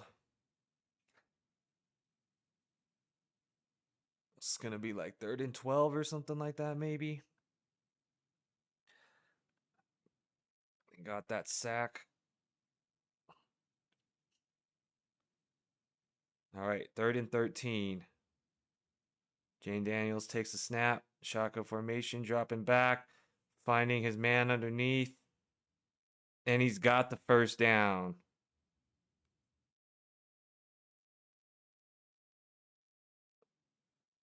He's got the first down.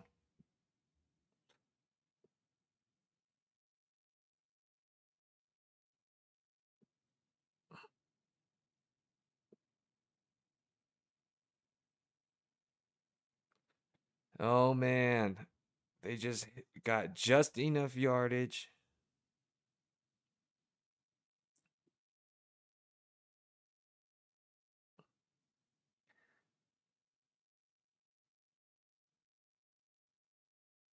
All right, handoff to Croskey, 1 yard. Maybe a screen and Deebo receives it on the goal line and scores. Maybe yeah, maybe they put him in motion or something, and he could get it.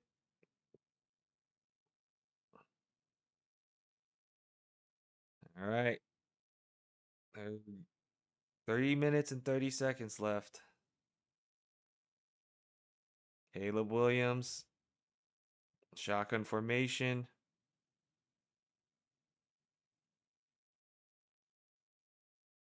Takes a snap. Daniels makes people miss. Dives just short of the first down, maybe. All right, 3rd and 1.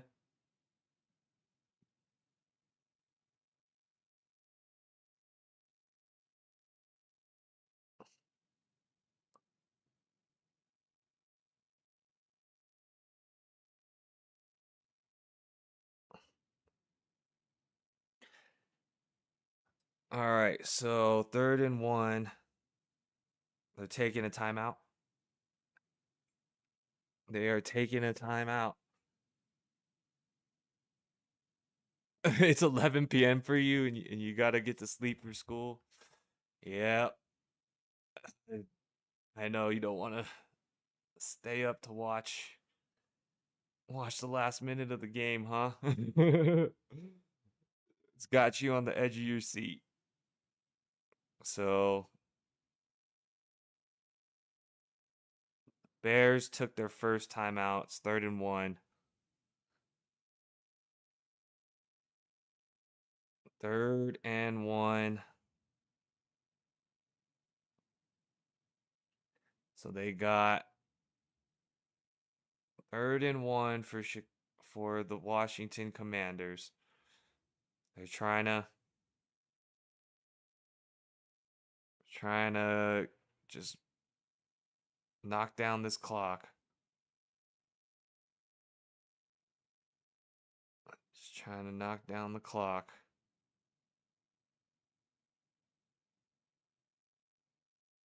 Oh, you said no? My thing must be late. I didn't see the play, but good night. Appreciate you tuning in. Hope you did well. Oh, it was a fumble. Oh no.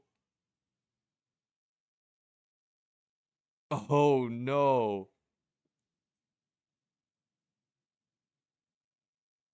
Oh no.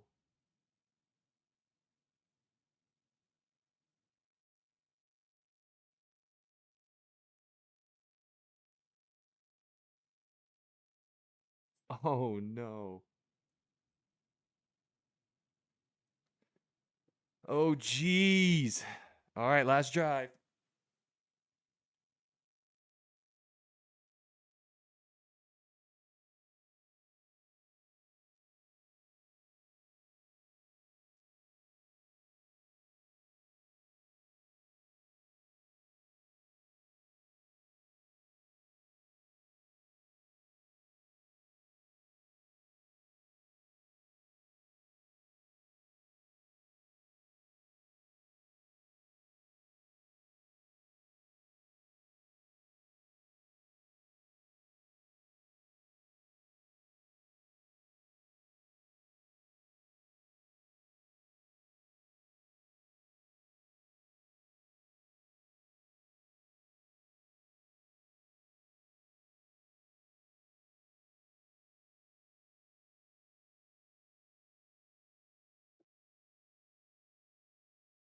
Oh man. All right. 45-yard line. They keep running it. This is crazy. So now the Bears are going to just try to win this with a field goal. But they're saying that they have their backup kicker in, so they're a little hesitant on that. All right. So 2-minute warning. 2-minute warning.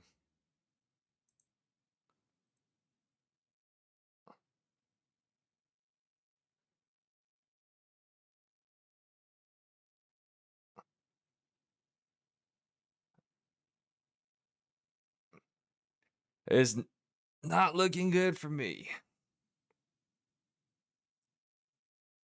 Not looking good for me.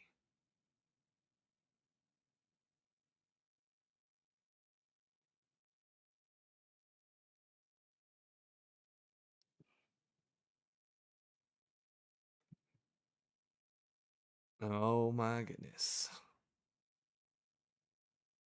All right, so I don't even know what to think at the end of this game right now.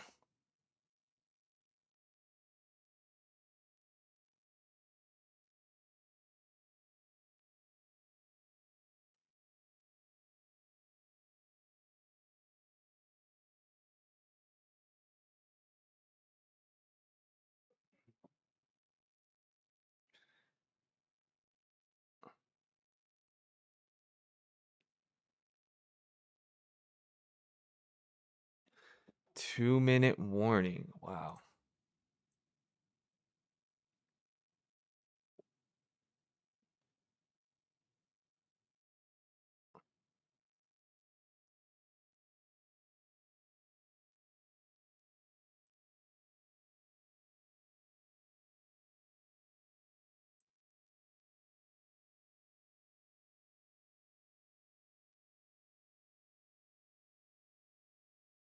Oh man.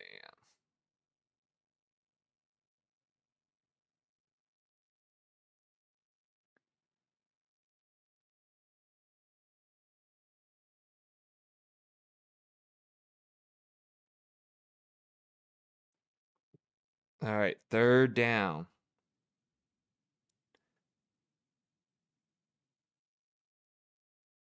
Third down and 5.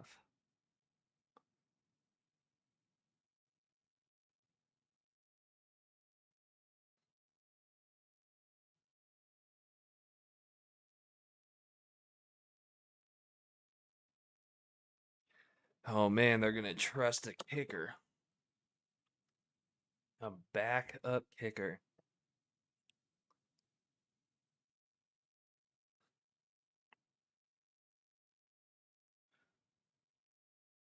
All right, third and 5. Third and 5. Takes the snap. It's got a first down.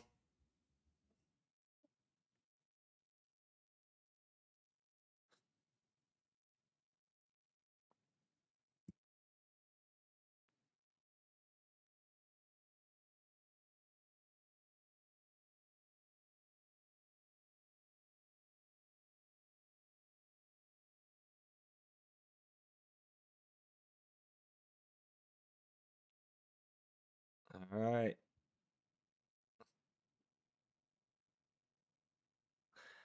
So Washington took a timeout.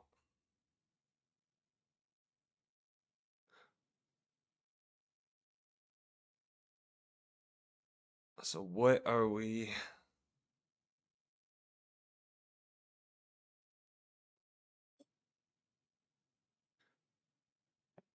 What is going to happen here? Will the Bears kick a field goal? Are there going to be any time left if they make it? This is a new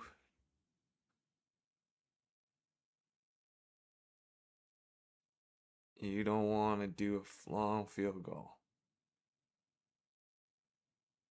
Looks like Daniels pulled it off for you. GG's, you're welcome. It's all good, bro. All right.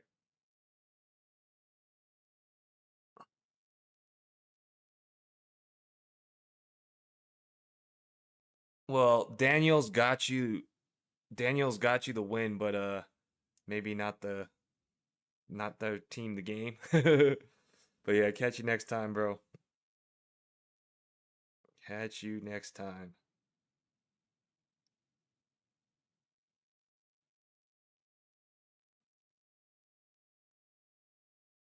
So they got Swift taking it. Swift took it on the outside. 160 yards for DeAndre Swift. So 1st and 10 for the Bears.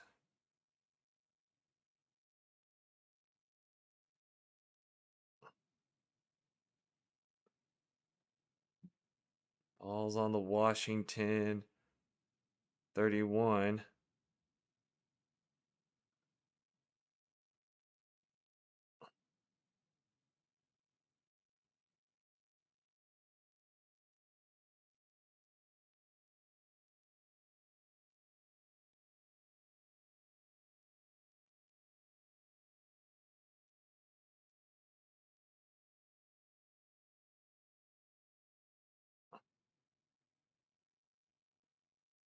Washington burned their last timeout.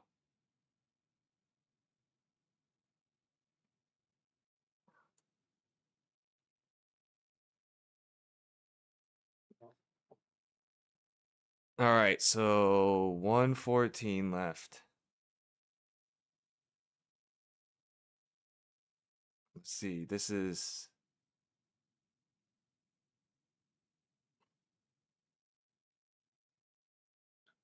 2nd and 11, so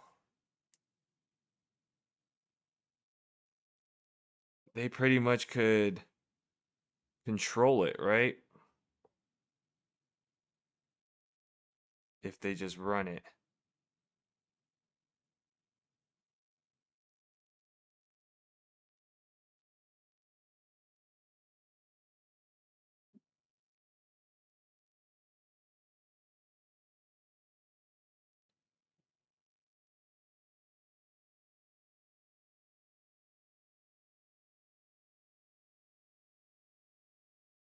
Second and 12.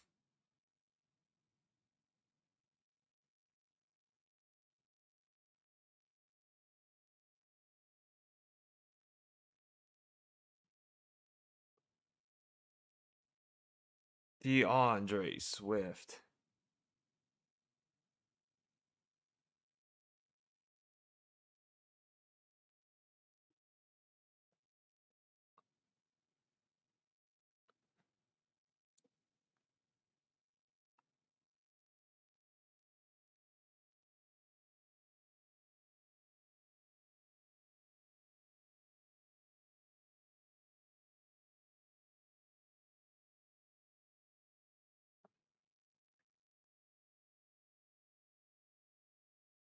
Thirty seconds left.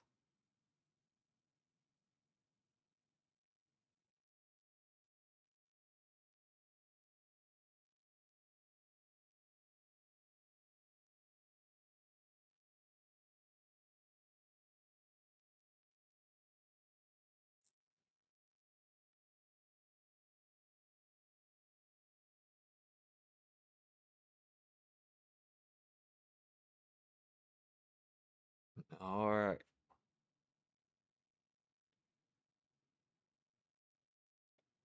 DeAndre Swift, 175 yards.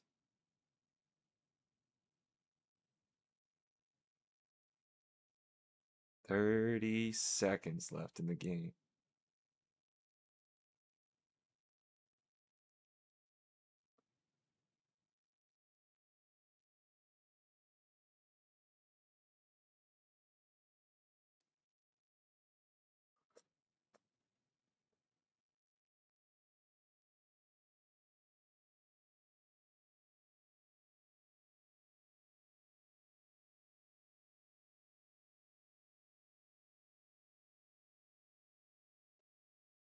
Let's see. Do the Bears win this game or not?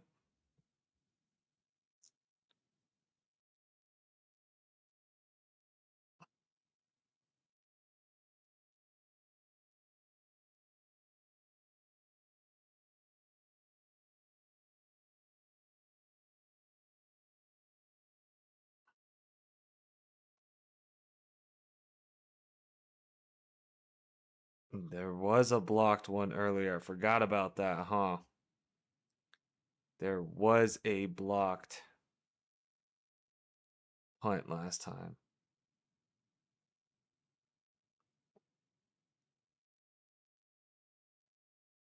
Well, it's up to this play. Do the Bears win it?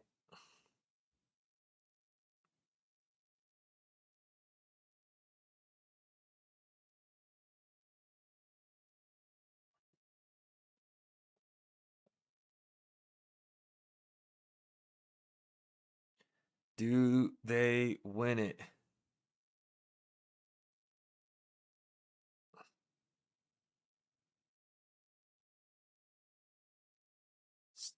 Kick is good. The Bears beat the Washington Commanders. All right. Appreciate y'all watching. We'll see y'all next time. Oh, real quick, Hunter says, would I trade Jameson, Williams, and Mason for ETN in a PPR? You need a reliable flex. Yeah, I guess you could do that. I guess you could do that. I'm assuming that means Jordan Mason. I mean, Jordan Mason's got his position for a couple more weeks with Aaron Jones, JMO and Mason. Uh, not necessarily uh what's it called? Reliable flex. So I could say, yeah, you could do that. I would just, if this trade is already like accepted by the other person, just make sure nobody else in your league would give you something better. But I think if you're looking to just lock and load something, that's fine, because Mason's schedule in these next few weeks is not anything easy. So uh I think you are giving up a lot, you might be able to get a little better, but you know, ETN I think is an upgrade from those other two for a flex. I hope that makes sense and helps Hunter. Let me know. Appreciate it. Drop a like or anything on the way back. But appreciate you, and have a great week, all right?